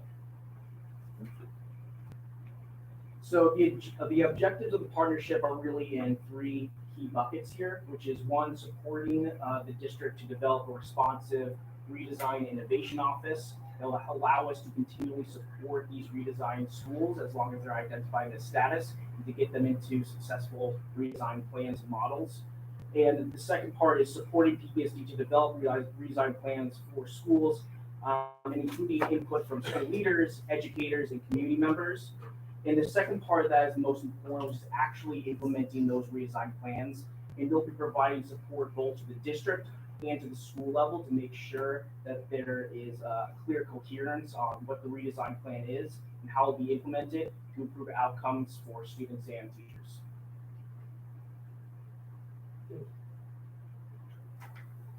So this is a snapshot of, what the phase one is going to look like for our redesigned schools. So it will be a 2-day in-person review. There will be a survey targeted towards our community advisory board members and school improvement team members, extensive document review. So schools will look at the policies and procedures of each individual school. They'll look at student work. And they'll review all previous school review data, reports, and materials like Yvonne highlighted. And then 4 SchoolWorks team members will work with the Redesign Innovation Office to manage that review process. And through this review process, they'll develop individual redesign plans. So each school is getting this, so it's actually this initial quality review for redesign times 6.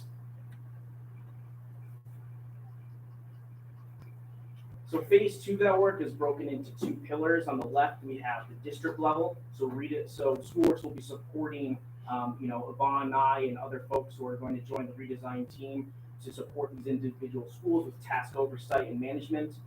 They'll be helping us to engage our community advisory board members and school improvement team members.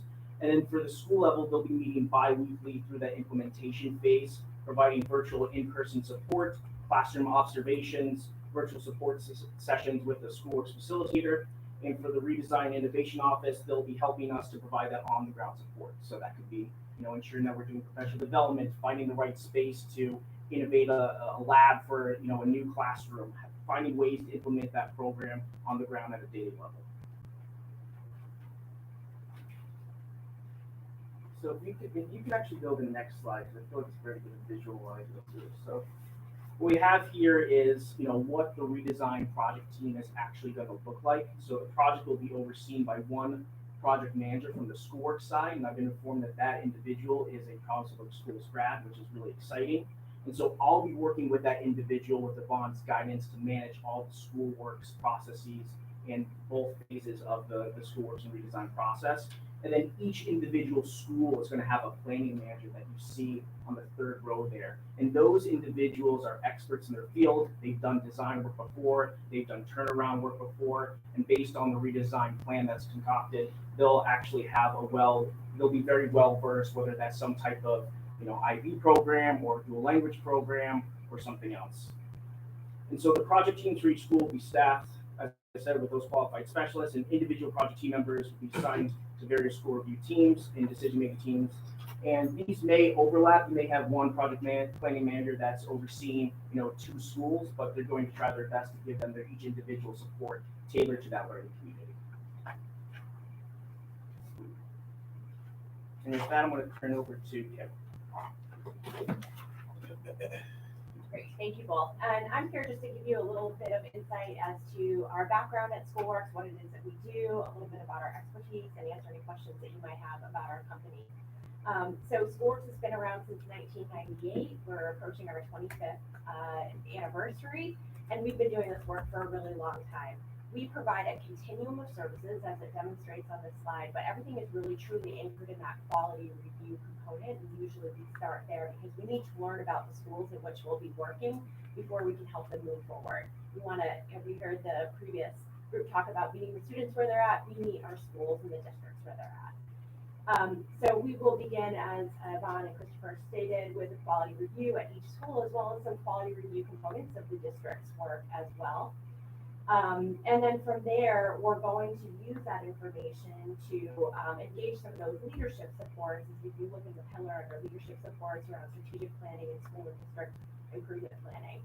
I do want to also highlight some of the other expertise that we have here within this continuum, namely instructional supports. Everyone who works for SchoolWorks is a former educator, teacher, classroom teacher, school level leader, or district leader. So we have done this work in many instances in various states around the country.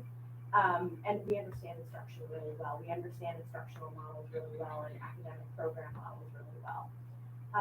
We also provide a variety of supports nationally in terms of school developer, which is all about helping people who want to start programs, start schools, and consider all the aspects of that.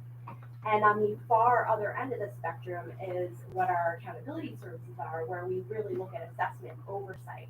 And so what we're doing with this project is really fantastic because we're able to take our expertise and understanding high-level accountability systems and the high standards to which you and your schools are held accountable, and use that knowledge to inform the planning process to ensure that you all and your schools are set up for success, for approval, with all of your stakeholders, community advisory boards, and RIDE, but also so that you really consider truly all the aspects that you need to have put in place through the implementation phase, not just ensure that you have a great plan, but ensure that that plan is successful moving forward. And that we are providing that capacity building support to your leaders, to your district staff to be able to carry that ball forward without our support, right? And we really do use that expertise around school developers to understand and really think critically through, like ask those hard questions of the school staff. What do we need to consider here? Or play devil's advocate. You've got this great idea. What are the pros and cons of that? Where are your challenges going to be? And trying to anticipate some of those things at the planning stage. So that's a little bit about our services. Just to highlight some of the clients that it says past clients, actually most of these are current clients. And it's far beyond that. If you were to go to our website, we have ongoing lists of clients, but we work with state departments of education around the country, small, urban, large, medium school districts around the country. You can kind of see here, we've got Cleveland, we've got Dallas, we've got Chicago, we've got Denver, we've got Baltimore City, just some comparable school districts in terms of size that we work with. We also, as I talked about with the accountability and the oversight, have worked with a number of the state departments of education as well. In particular, in Colorado, we are responsible for employing what we call the state review panel to ultimately make decisions and make recommendations to the state board of education there around which schools should continue to operate, which ones need to be reconfigured or redesigned, whether or not they should be contracted out, or unfortunately, whether or not they should be closed. So that's kind of just the span of our expertise there. Moving forward, you can talk a little, I can show you a little bit about our school works quality criteria. Yvonne mentioned some of the criteria and the things that we look at when we go into schools and we consider in the planning some of those components that are on the rubric. Actually, I was reviewing the RIDE rubric earlier today, and it aligns very well with all of these criteria. We look at instruction, we look at students' opportunities to learn, educators' opportunities to learn, leadership and governance, and then we have diversity and equity indicators and criteria woven throughout all of these major buckets. So these are just some of the components that we look at, the evidence collection framework that we use to collect information about the schools and the district operations and report back out, and the framework that we will also use for planning. A little bit about our history working here in Rhode Island. We've had a very long relationship with the RIDE Charter Schools Office, and are currently engaged in doing new seat application evaluation for them. We continue to provide renewal site visit support for all of the charter schools in Rhode Island. For RIDE, completing the renewal process of those charter schools. We work with the Office of School and District Improvement for doing implementation site visits. In fact, just today I signed a 5-year contract through 2027 to continue doing those reviews with an option to extend through 2028. And we obviously provide support to the Office of School District Improvement at RIDE for school redesign. So in fact, to be totally transparent, Schoolworks has been hired to support that team in evaluating these redesign applications. We have created an internal firewall so that the team that participates potentially in supporting your schools and completing the redesign plan will not be the evaluators, but rest assured that we really truly do understand what the requirements are, because we're going to be working with RIDE to help evaluate those plans. So some of the schools that we've been involved in or visited here in Providence over the years. You know, I obviously don't need to read this list to you, but it's pretty extensive. We have had a presence in Providence for a couple of years now, and had an opportunity to visit your schools and understand, you know, the ways in which they operate, some of the district policies, some of the district initiatives. So our teams are already familiar with the things that are going on at the district. We won't be starting from scratch. We come to the table with that background knowledge. And as I mentioned, we've done a lot of redesign work in other locations around the country. So we're a preferred redesign partner for the Colorado Department of Education. In Missouri, we were the redesign partner for De La Salle Education Center, which was a school that had a lot of community roots, but had been chronically underperforming for many, many years. We were selected as the vendor to help that school actually completely redesign their plan and provided that implementation support during their planning and rollout year. We are the sustainable improvement partner for Massachusetts Department of Elementary and Secondary Education. In fact, I employ via Schoolworks about 19 FTEs that are doing school and district improvement work across Massachusetts districts on behalf of DESE. And in another example, Christopher highlighted it, we do a lot of work regionally.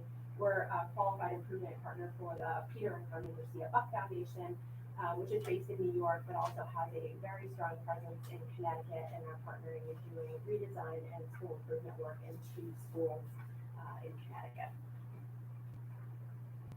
So what makes Schoolworks very different from other partners? We're obviously very experienced. We've been around for 25 years, and the people that we work with and who work for us are all former educators. They have walked the shoes of your students. As I mentioned, literally the woman that we have identified as the primary project manager for this is a graduate of Providence Public Schools and is really excited about the opportunity to come full circle and come back and give back to her community. And she's also our managing director of school leadership support. So she is the woman at Schoolworks that provides all the capacity building support, not only to teams who work within the schools, but also the Schoolworks team, and training them on our protocols to make sure that everyone is consistently implementing our approach. We're trusted. Again, we've been around here in Rhode Island since at least 2016, if not before, and obviously have had a strong presence in Providence in the past couple of years. We're all educators. We are evidence-based. Everything that we do is based on the school quality criteria, which are research-based set of criteria and indicators linked to positive student outcomes, quantitative student outcomes, and we're equity-focused. We really do focus on equity initiatives within schools and districts as well. As I mentioned previously, they're all intertwined into our criteria. So that's a little what makes Schoolworks unique. And Christopher's going to talk a little bit about the timeline, okay? Oh, okay. Thank you, Kim. And just before we move on to the timeline, I just want to highlight that under the current structure that we had for starting the redesign process, we had each school had a fellow, right, a redesign fellow, and it was difficult to staff in terms of, so just to give you an idea, there were 6 positions, 1 per school. And so by the end of the school year, there were 2 redesign fellows. Initially, there were 5. 1 position was vacant, and it becomes difficult in terms of guidance without an actual strategic partner that is consistently providing the training to the school staff, and that model doesn't give the actual leadership capacity to the school improvement team and the school leadership, which is something I know came up as a question during the finance committee of like, what is the capacity of the school to actually implement this beyond and keep it sustainable beyond what Schoolworks would do during this process.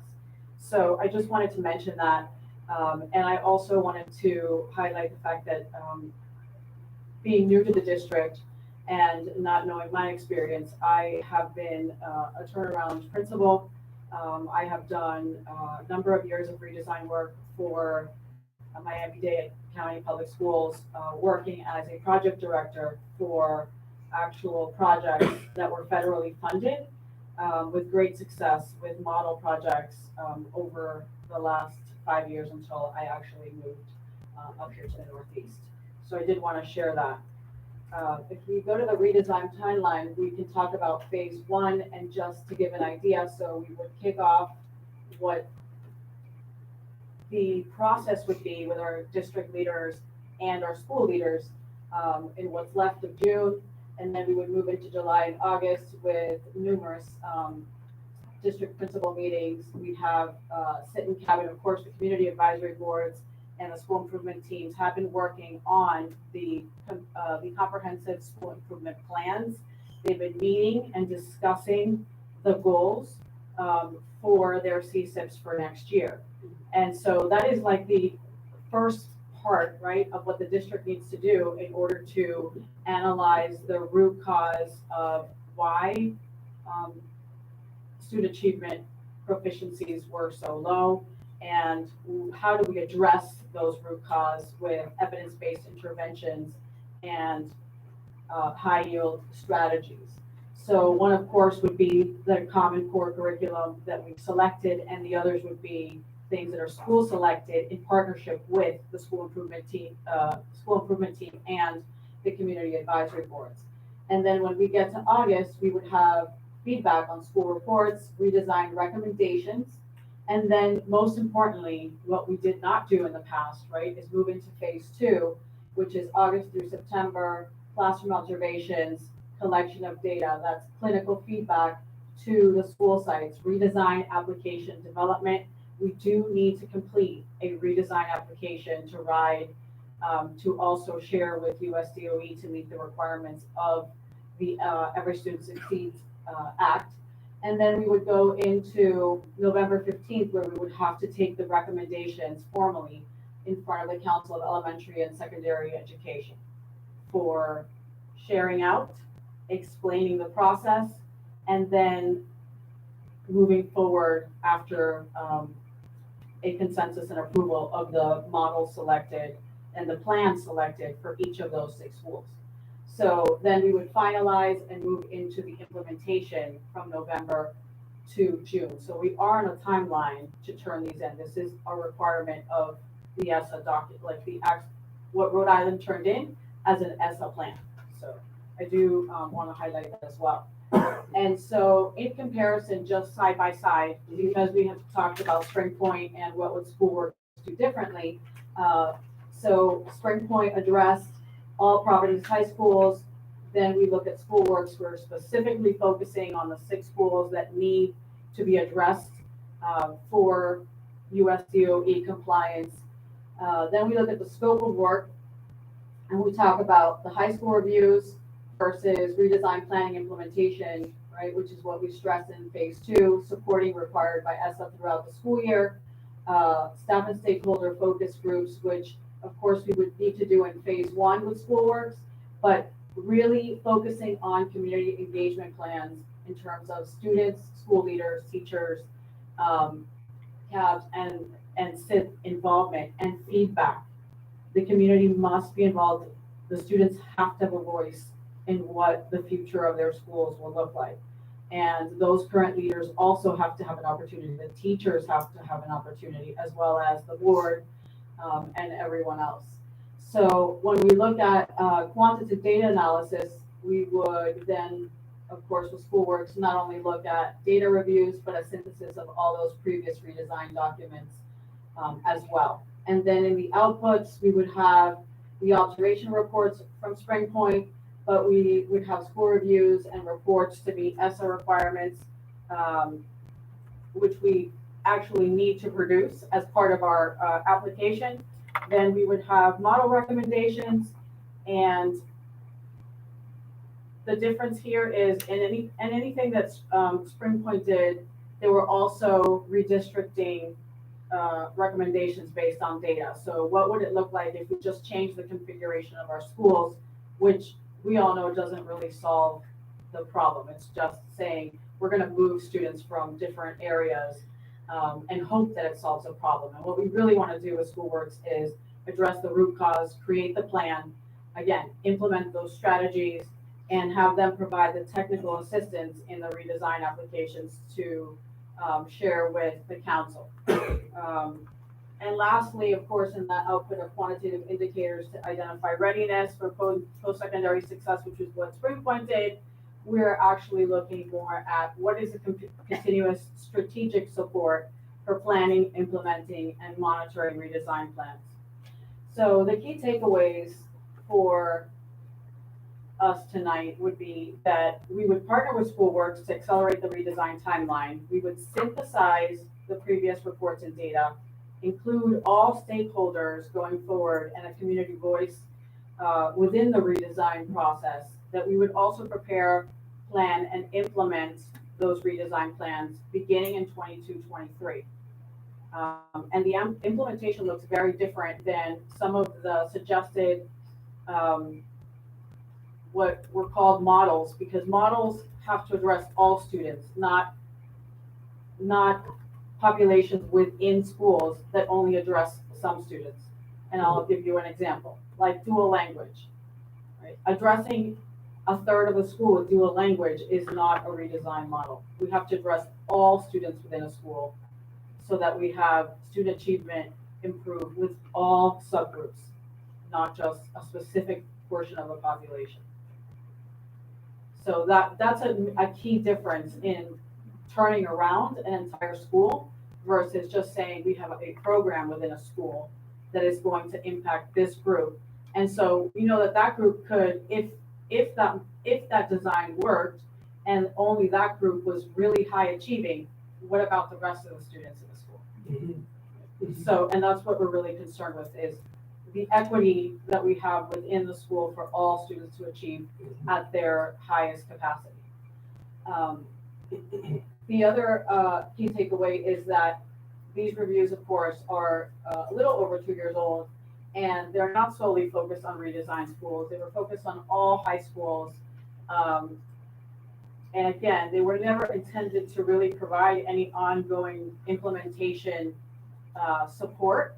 And so those ideas kind of were left lingering in, here's the report, without the training, without the actual plan, and without the implementation, there's no change. And what we're looking is for change process and turnaround process.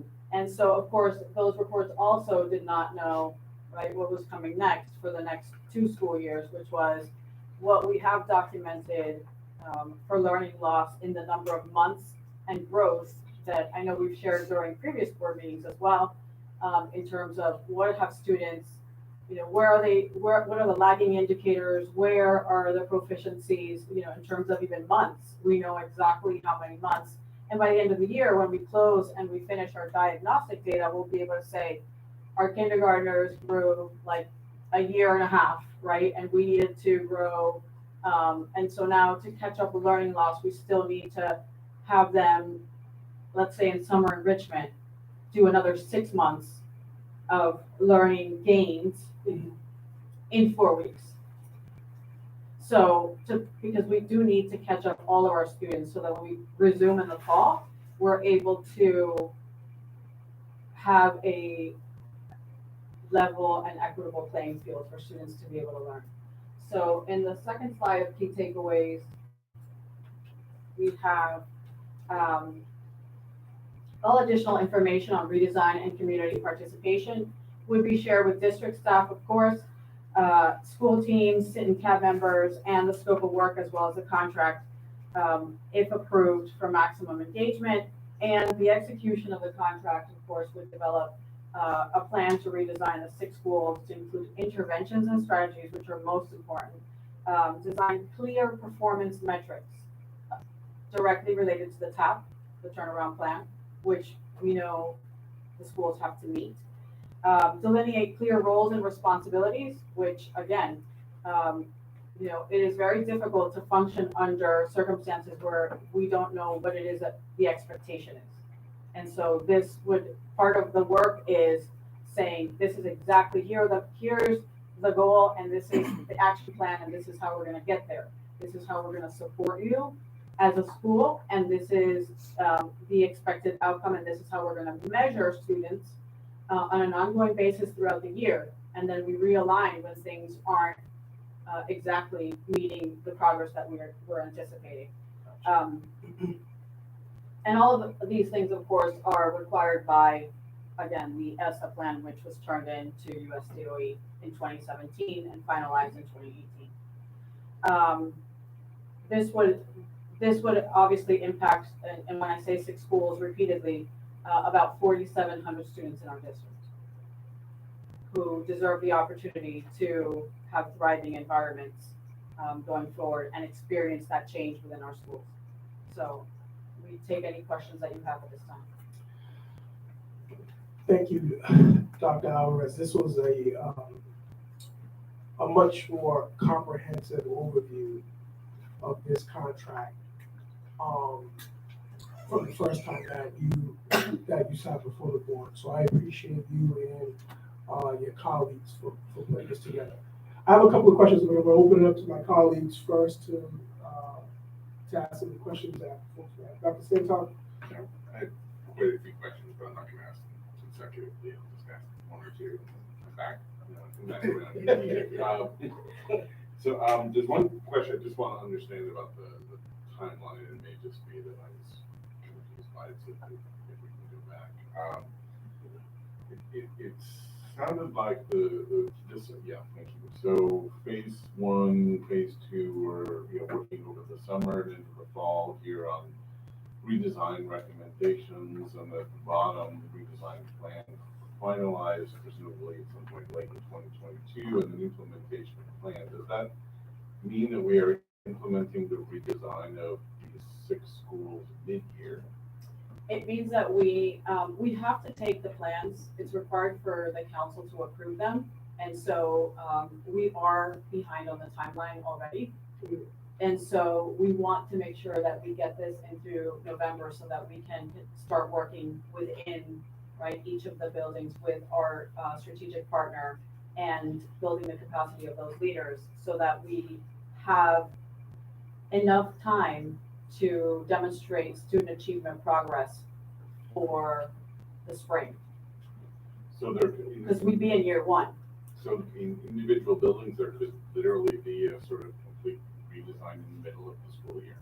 Well, the plan is going to be built, right? Of course, we're going to create and select the models, the whatever plan we decide on, right, together. And then it's not that the school will be reconfigured. It's that whatever that is, and if it's any themed, for example, and I think you were thinking along the lines of like, what if we wanted to add a CTE, a STEM education pathway? We could still begin to, there are courses already offered within schools. And so if students said, well, we wanted to, enhance our engineering, and one of the things that, in my experience, I've been able to do even in the middle of the year at the fall is say, okay, students want to experience artificial intelligence pathways, or they want to do gaming and animation. And so when we go to do the curriculum bulletin in January or February, we start looking at those classes, the teachers, students, selection of courses, right? And the process of what that would look like going into the following fall in order for students to be able, so we wouldn't be rescheduling students at that point or doing anything of that nature, but we would be preparing to make sure that we can implement fully any new pathways for the following school year with great success. Okay, that makes sense to me. And it actually leads to my next question, and I'm not sure to who I would direct this, so I'll just throw it out there. What are the range of possible, obviously the possibilities of redesign or something just short of infinite, so I'm not going to ask for a list of every possible redesign model, but I'm wondering if there is a range or a typology of redesign models that have been given to us by Rhode Island state law or RIDE regulations. Like, what can we expect? What would the menu look like? So the way the ESSA plan was written and submitted for Rhode Island, and USD approved that PPSD could create its own redesign led model plan by PPSD. So we could create anything that we have research to back up and say, this is going to create success. within our students. And I think that is what's going to allow us to make some decisions in terms of who are our students, how do they best learn, right? What are those equitable practices that we need to put in place that we haven't had in place in order to make sure that they experience success? You know, is it different types of, is it, you know, whatever, culturally responsive teaching? Is it embedded into what our plan is? So it could be lots of things. So there isn't one like prototype per se. Here's the menu of things. It will be built on those ideas that will come generated from the entire group in different focus groups collected by SchoolWorks and say, here are some of the recommendations. And then once the experts make those recommendations, we can sit back and say, okay, this would, you know, recommendation A would be better than B or C. So, just to, can I keep going? Yeah. Okay. So the decider ultimately is the Council of Elementary and Secondary Education, is that? No, so what will happen, I mean, the community will say, we're based on the recommendations from SchoolWorks, after all of this, you know, needs assessment, looking at the data, taking in the qualitative data in terms of what do the stakeholders, right? What's that voice of the students, the teachers, everyone involved. Here's a plan recommendation. They would select one. The strategic partner would guide us through the selection process, and then we would go to the council and say, these were the recommendations. This is what the school has selected based on the input, and now we are seeking your approval of this final selection. Okay, but it is still the council that ultimately decides. Well, I would imagine that they are going to, again, say, we're gonna want, right, what the community and the students and the teachers want for students, right? Yeah, that's right. So, sorry, one more question, and I'll stop asking others. Dr. Alvarez is up for it. Keep going. Obviously, we're in a, you know, this sort of unusual circumstance of the school board not playing the role it might play in this process 5 years ago or something, if this were to happen. But I'd like to make a request, because it's all we have the power to do, which is that, you know, that you come, or someone you designate, come to the school board, perhaps at our first meeting in September, to try and give us a sense of what those redesign plans look like. Because, for one thing, presenting it to the board is also presenting it to the community of Providence. The council is representing them in its own sort of way, but not in the way that this setting is. It's helpful for us and our kind of professional development and learning to get a sense of what are some of the redesign ideas out there, because many of us will be here several years going forward, including us. Schools are back under local control, and we can learn from this to do things in the future. So I realize that you'll have your hands more than full of trying to present these things to as many places as you can, but if you can keep us in the loop around that time, so we can have a sense of what these redesign plans look like, we can advocate for them, we can learn from them, all those sorts of things, or critique improvement.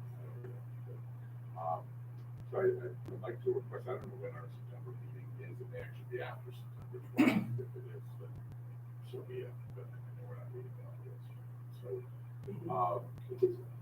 yeah, but, so I'd like to make that request, thinking of it as a presentation to the people of Providence as much as it is a presentation. Can I respond to that quickly? So over the past few months, we had schools recruit school improvement team members and community advisory board members, and I actually saw Mr. Thomas and Mr. Stevens' names on a couple of schools. So if you want a front row seat to some of that work here, you're more than welcome to sit in on some of these sessions with those school improvement team members and community advisory board members. Yeah, that'd be great. And absolutely, we will certainly, as soon as, you know, we've gone through that phase 1 process, we can definitely do a presentation of that meeting. Because I just think it's so important for the people of the city to understand the work that's being done. I mean, this is one of the downsides in terms of communications of the state takeover, and I don't know that anybody's to blame for it particularly. It's just, it's sort of another layer that's a little bit less accessible just by the nature of it.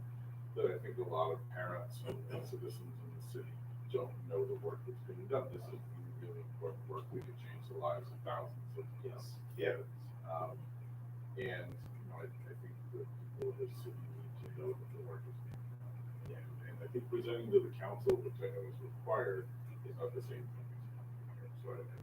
So we don't have the authority to yay or nay or that sort of stuff. I think it's in everybody's interest with that conversation. Maybe we can get that voice or persuaded people. I'll stop. Well, I couldn't agree with you more, Dr. Santana, and I think that's his comments is part of the reason why Dr. Alvarez, I was so concerned when you came initially, and we didn't have this comprehensive background of this contract. With that being said, I just have a few questions for you, and I think we can move on to vote unless other board members have questions.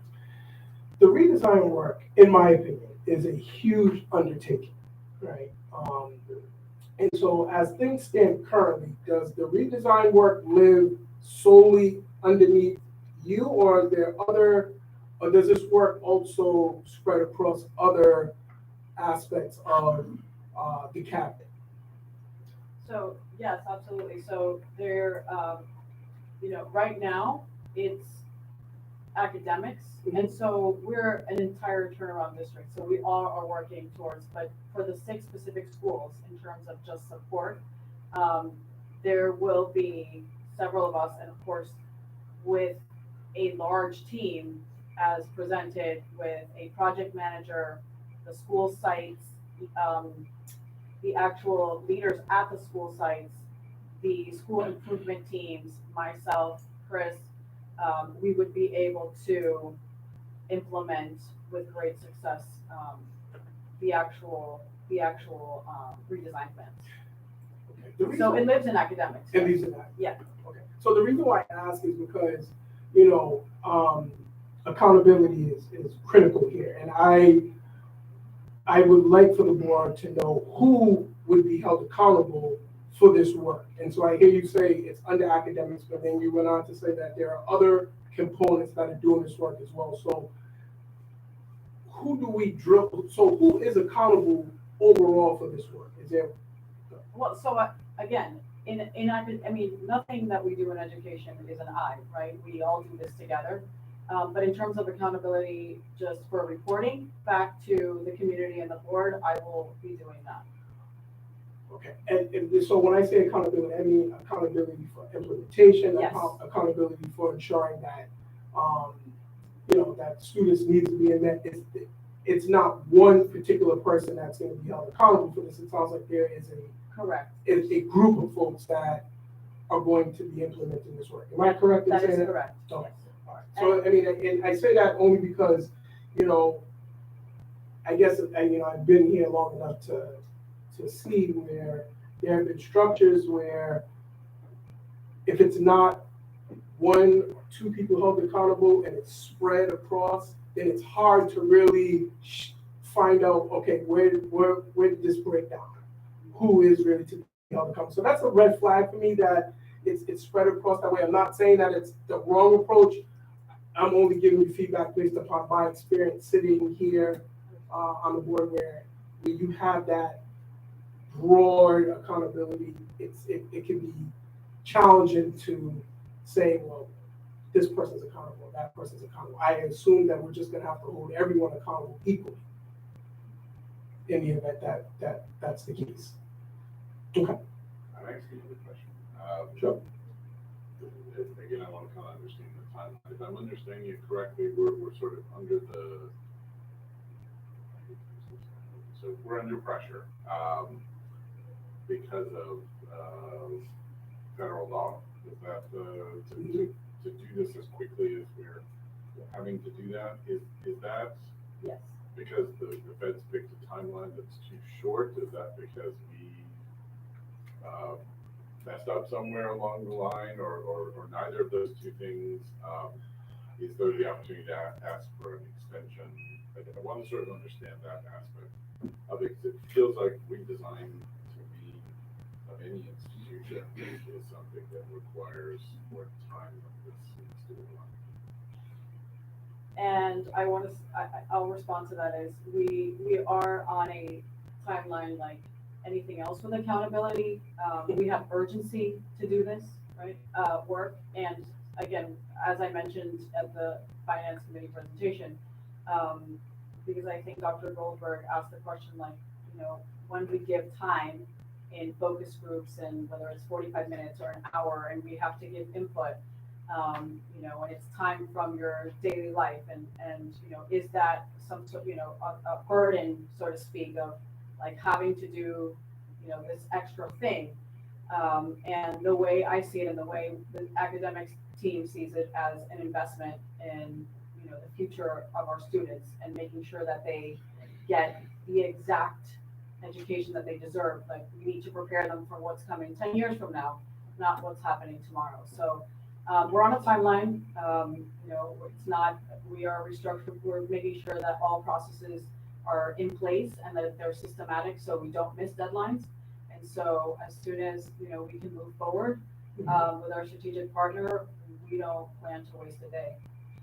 John, I certainly share the urgency, but there's a very long history of American social policy of pushing things out the door too quickly and not getting what one sought to begin with. Largely the police up here someplace. So my other question is, how long do we have under this contract or what's being proposed? How long do we have school works with us beyond June, or do we have beyond June 2023 to take the next steps and to help sort of monitor the implementation of the plan, see where there are gaps, Sure. all that. And so we would end with really an overview and as I said, something that to researchers really means a program evaluation, right? So a month-to-month assessment of what is happening from when we start the implementation plan. The contract ends when it ends based on what we're executing now. Anything beyond that would require us to renegotiate a contract with the specific needs moving forward. I just have, No. I just have two other questions for you, Dr. Alvarez. So, in your presentation, it sounds like you've been doing this work for some time. And in your travels, have you seen the redesign work live in teaching and learning, or would it be better served to have its own separate entity, a redesign office solely focused on this itself? I'm curious if there is if there's a preferred approach. Redesign office stands on its own 2 feet to do this work versus having it as it is currently. So the only two just ways I've seen it in different districts, especially large districts, much larger than Providence, has been either school improvement lives, it cohabitates, right, with academics. You can't really separate academics and school improvement. The other model that I've also worked under has been just in federal projects, meaning using federal funding, requesting significant amounts of money in terms of grants to be able to completely redesign environments and turn them into magnet programs. So that's the only other, way I've seen them in large districts. Okay. So the structure that we have here in place now, you feel, is one that is appropriate for this size district to execute this work? Absolutely, absolutely, because we already are a choice district, right? We already have choice, and there's no need for a different model. Gotcha. Okay. And then my final question is related to the cabs. So it's my understanding that the cabs haven't been meeting. Have the cabs been meeting this school year? Yes, they have. They Chris can speak to some of we've participated in some of those CAB meetings. Chris can speak more to the schedule that they have been running and what we plan to do for next year, so that they really have a consistent meeting schedule that you're all aware of in advance versus, just having meetings that aren't really public. They're known to the actual CAB, but not maybe to the rest of the community. Gotcha, okay, because that makes sense, because I was gonna say, if we're saying that the redesign work has been placed on pause, in some sense, I would imagine that would also include meeting with the CABs, but it sounds like the CAB meetings have been meeting, which does that then mean that the redesign work has been going on and it was never put on pause? So community advisory boards come from the state ESSA plan, and they're not just tied to redesign, they're also tied to developing comprehensive school improvement plans or the CSIPs. And so this year, all schools are developing CSIPs, including the CSI schools and the redesigned schools. So those CAB members that are applicable to CSI and redesigned schools are meeting with their school teams to support the development of those plans. We went through a recruitment process over the last few months, informed schools what are the requirements for both developing a school improvement team and a community advisory board, what are the differences, and they were told to recruit members and bring them into their school improvement process. Okay, thank you for clarifying. It's a lot of acronyms, Yeah. sorry. No worries. I do have one more question. I promise this will be my final question, and I believe I asked this during finance, but I do want to just clarify for my colleagues. So the district, we don't foresee the district needing to spend an additional $500,000 on this work again, right? Because we're coming from a contract that was, what triggered this whole thing for me, is that we spent this money to do similar work, and you outlined where that work, didn't, was never completed. I would imagine that we're going to see this all the way through to the end. Our principals will be more empowered as a result of this program, which means that we won't need to be in a position again where we need to spend this money on this particular aspect of redesign. Yes, and the only caveat to that I would say is that there are some funding sources that require some actual needs assessments as a contingency to funding, especially when it comes from the federal government to the state. But other than that, the whole goal of having a strategic partner is to build capacity at the school sites. And can the principals anticipate, so what additional supports can principals anticipate besides school works to support the redesign work? So in terms of, they have redesigned budgets that will align with their school improvement goals. And depending on and we're currently in the process of reviewing all of the school improvement plans. They are due to ride July 1st. And as they align those resources, they may also identify and have identified things where they need just curriculum support from either our supervisors, coaching. If they're, for example, selecting a coaching cycle as an evidence-based intervention, right, then that would mean that the teaching and learning team would really, in addition to what they're already doing, looking at maybe other ways to support that specific school based on what they identified to be the root cause of their low student achievement in a particular area. Okay. This work, I have a special interest in the work Dr. Alvarez, and certainly will be following up with you offline, particularly as it rolls out. But you have, and your colleagues have satisfied me in terms of my questions with the contract. And if there are any additional questions from board members as it relates to the contract, I think we can move on to the action item. Are there any additional questions? Yeah, I have a quick question. I wanted to know, so we had, I believe, redesign fellows.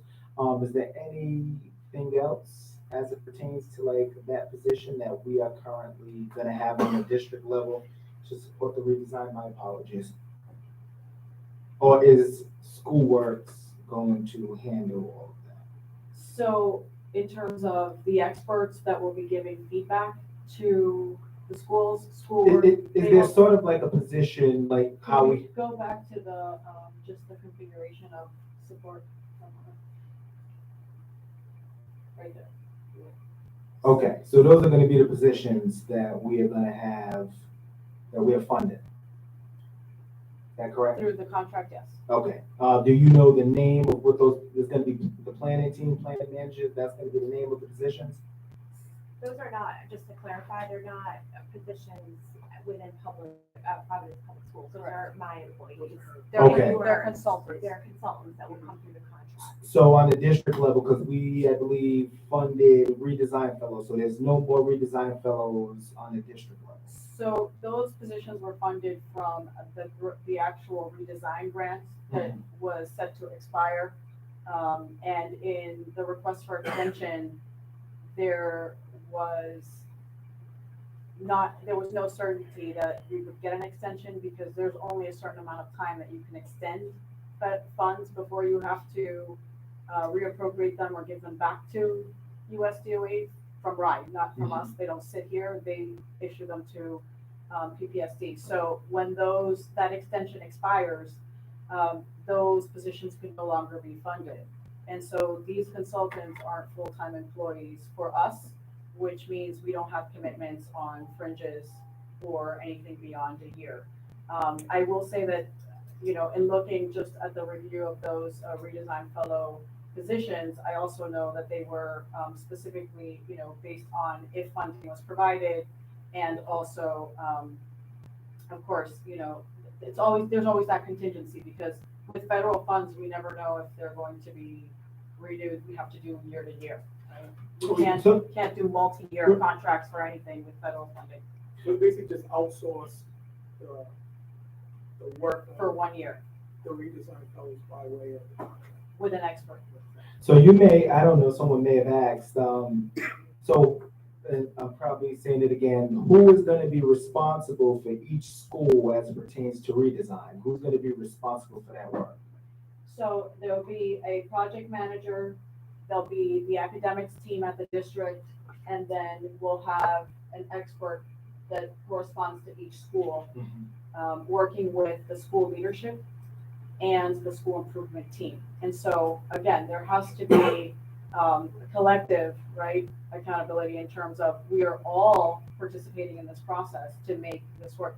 You cannot do redesign as a 1-person or 3-person or 5-person team, initiative or implementation of a plan. It has to be an entire school buy-in to change the culture, to look at all of the pieces that are required and fully implement the plan. All right, and then you will be, I believe you already said it, I'm gonna repeat it probably again, Yes. just so I'm clear. You're gonna be the one in charge of this full redesign work. Correct. So is there anyone placed in your old role, or is that role no longer, it doesn't exist anymore? I think that there was some changes in terms of the names of positions, because if it's funded by local or any other area, then that would be not necessarily, the redesign fellow. But there is a position that would essentially replace me because that was not paid for through redesign as I am aware of. I'm not sure, I don't remember if that position is actually paid for by redesign or not. The redesign and innovation officer. I don't believe that it was, but I can double check and we can get you that response. Okay, so nobody's in that role currently? No, not currently. All right, but I'll be planning on keeping that role. The reason why I'm asking is because wouldn't that individual be in charge of the redesign work? Well, again, so it can't just be that person, it has to be. Well, there's always, like, the superintendent's supposed to be in charge of the Yes, district. yes, So yes. that's the reason why I'm asking, like, for that work. Yeah, the direct line, in other words, the person that works directly on a daily basis with the school team, yes. That would be them. Okay, because you have multiple responsibilities. All right, Correct. I got it. Yeah. All right, lastly, really quick, because I'm tired and I want to go home. You're laughing, Molly. I just wanted to know, so how will the district involve the board in the redesign work? Because I know I'm very interested in, I'm working with a couple schools on it. How will you involve the school board in that? Well, there's two ways. One is, as Chris mentioned, some of the board members are already part of the community advisory boards, but definitely the board can be a focus group when the time for all of those focus groups, and so SchoolWorks will definitely make that the entire board an actual focus group that provides feedback on all of the same questions that are asked of all of the other stakeholders. Okay, thank you. Yes, Appreciate it. absolutely. Thank you, Mr. Stevens. Are there any additional questions or comments from board members? I have sort of a governance question. I'm not sure how to frame it. It's about sort of my almost infinite possibilities of redesign question from before. So are the redesigns that are being considered, do any of them have to do with kind of governance questions? What I mean by that, for example, would be is contracting a school out to a charter management organization an option? Is closing a school an option? Or are we looking at things that are much more kind of internal to a school? And I obviously don't want to sort of predict what the outcome of the process will be, but I guess I'm trying to get a sense of whether those things are on the table or not. And then if they are, it seems like the process for approving what's proposed, unless I misread it, doesn't include the superintendent or the school board. And decisions made, a larger sort of governance or structural decision made about one or two schools can have an impact on the entire system.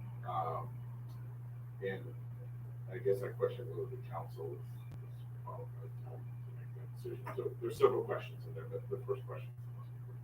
So in response to your first question, which is governance, that it's not immediately on the table. It is in the timeline down the road if we are unsuccessful in implementing redesign and turnaround in these schools, which is part of the urgency that we have, right? Because we don't want to be faced with making a difficult decision. And we know that turnaround also takes time. I've never implemented a turnaround process successfully in less than 18 months. But it's taken at least 12 to 18 months. And that's working with a team of experts that are working consistently, diligently, and looking at every single logistical aspect of what it takes to turn a school around. Do you think the timeline? And maybe Kim has a. I agree. That's why the timeline is what it is. And you asked earlier, will you be shifting things and turning around at the school in the middle of the school year? No, but there's a lot of planning that needs to go into place, and that's what we're talking about doing when we're working 22, 23. So. I mean, do you guys think, based on your experience elsewhere, that the timeline that is set up here is sufficient for us to really determine whether the redesigns can succeed or not? I mean, the reason I'm asking this question is if those other sort of semi-nuclear options I just talked about before are on the table, we want to make absolutely sure we're doing our due diligence to allow other forms of redesign to succeed before we get to that. I can't speak for the citizens of the city in saying that. Is there enough time? That's the part that's worrying me about this. The rush part of it, it's very hard to change organizations under one can have urgency while at the same time being diligent. Right? There's this Italian phrase that I can't remember it, I mispronounce it, but make haste slowly. It's sort of the Chinese book that fits the target or something like that. And I guess that's the part that's worrying me about this. If there are these sort of potential, which people can reasonably disagree about whether they're good or not, nuclear options at the end, if things don't work. So yeah, I guess I'm asking whether you think this timeline is enough for us to truly do the work that we're trying to do, find out if it succeeds. I guess that's the special question. So we have some grace period built in because of COVID, in terms of what our long-term timeline is. I will say, and as what Kim just mentioned, you know, turnaround is really, it has a great deal to do with process and systems, and making sure that we have systematic, right, ways of not only implementing the plan, but monitoring effective instruction. And what I mean by that is, you know, we look at every minute of instruction as valuable. Right? There is no time.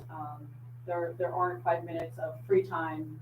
So we really we do have a lot of work to do in changing culture and changing what the expectations are. But I am confident that it can be done. It's been done in other districts with the same demographics as Providence. So there's no reason why our students can't also meet those expectations. I have all the faith that they can. Yeah, I don't worry about the kids. It's all time right. Thank you, Dr. Santal. Any additional questions, comments from board members? Really quick, just in case, if this ends up passing, can we please make sure, I don't know what a good time frame is, but I would like to have a frequent update on this to make sure that it's actually moving in the right direction. I don't know if that's okay with you, President Thomas, but I think that's something that I would. Yeah. I think it makes perfect sense, and I see Dr. Alvarez nodding in agreement that it's something that will be done. So I don't anticipate it being an issue, Mr. Stevens. I will just end by saying, just piggybacking off of what Dr. Santal said. Dr. Alvarez, the principals don't report to you, correct? No, they do not. Okay, so I would imagine for this to be successful, the supervisors of the principals would need to be working hand in hand with you. Correct. Okay, and do you feel as though the principal supervisors are on board with this and that synergy is made? Absolutely. I do feel that we are all a team, Right. and we are ready to take on this work. Perfect. If there are no additional questions or comments from board members, we can move to action item 23. And I will ask for a motion to approve the Schoolworks FY23 contract. Is there a motion? I make a motion. Motion's been made by Mr. Stevens. Is there a second? Second. Seconded by Mr. Nunez. All in favor, signify by saying aye. Aye. Any opposed? Any abstentions? Motion carries. Thank you. Thank you very much. All right, next on the agenda is executive session. And Mr. Ruggiero, correct me if I'm wrong, we may have a number of items already resolved. We do. I'll give a brief presentation. And so I'd ask that if we could briefly address items 25 and 26.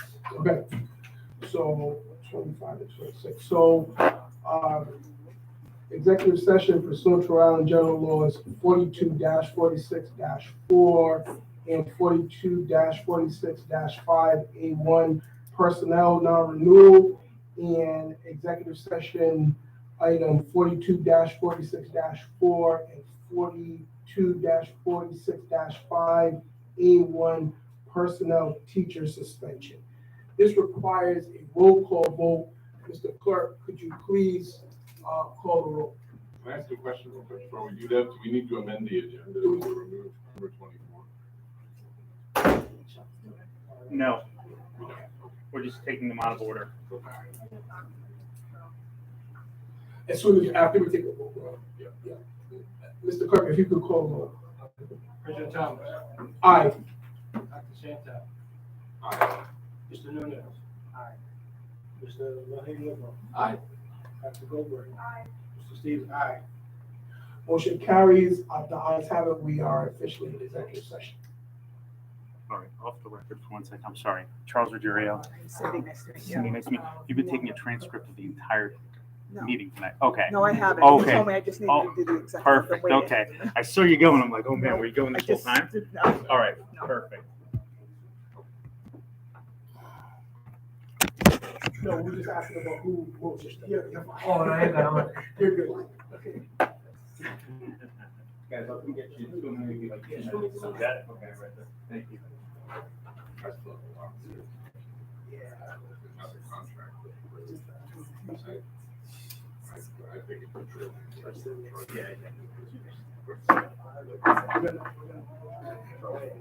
Yeah, you can sit wherever you'd like.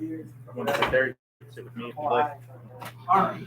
Okay. All right, let's go ahead and jump into executive session. I'm gonna turn it over to you, Mr. Ruggiero, to get us going. Thank you very much, President Thomas. The matter before you this evening is the appeal of Mr. Ross from the initial determination of non-renewal.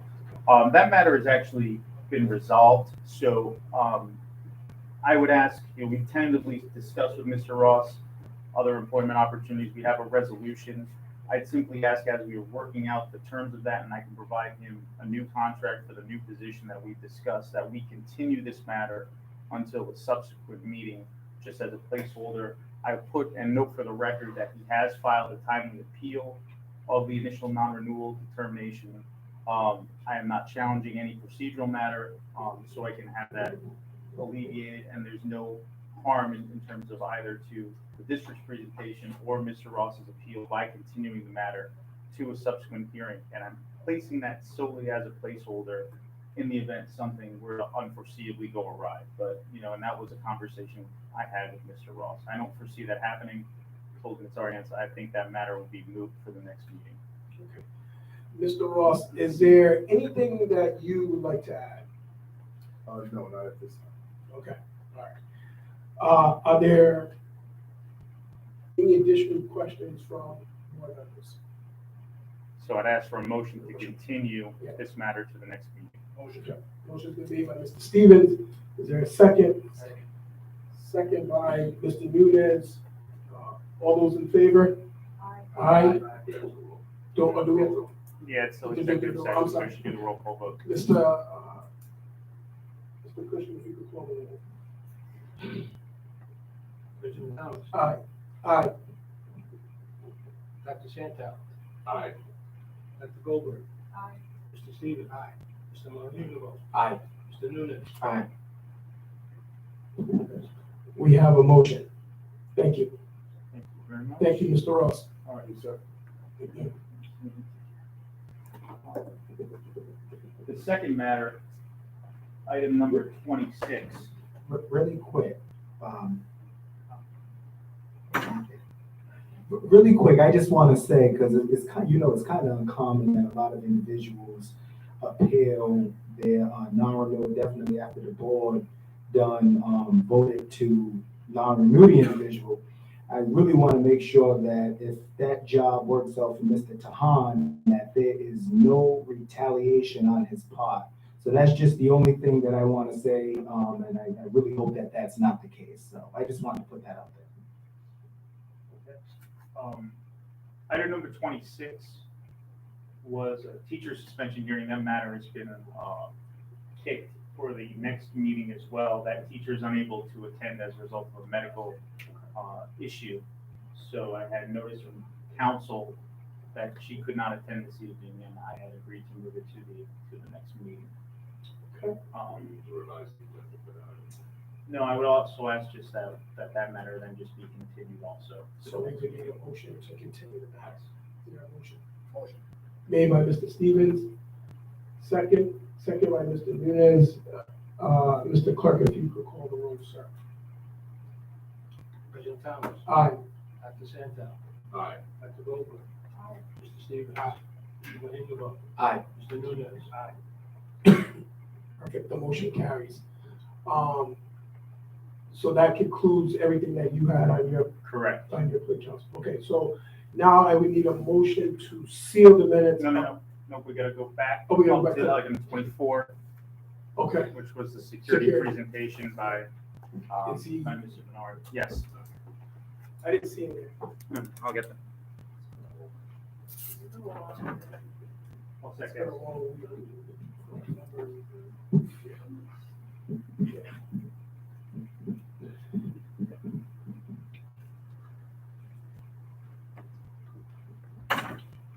Gentlemen, thank you for joining us. Thank you for waiting.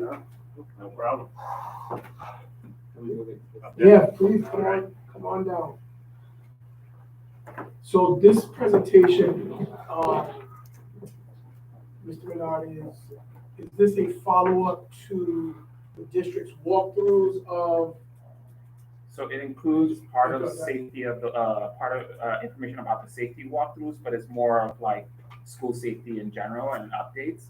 I know the board had requested some of that information, so that's why we're here tonight. Gotcha. Okay. Particularly around our emergency preparedness protocols and procedures. And so I can kick us off. So thank you. I know it's a late night, so I'm going to try to not speed through it, but make sure that I give you as much information as you guys need. I have handouts here. Yes.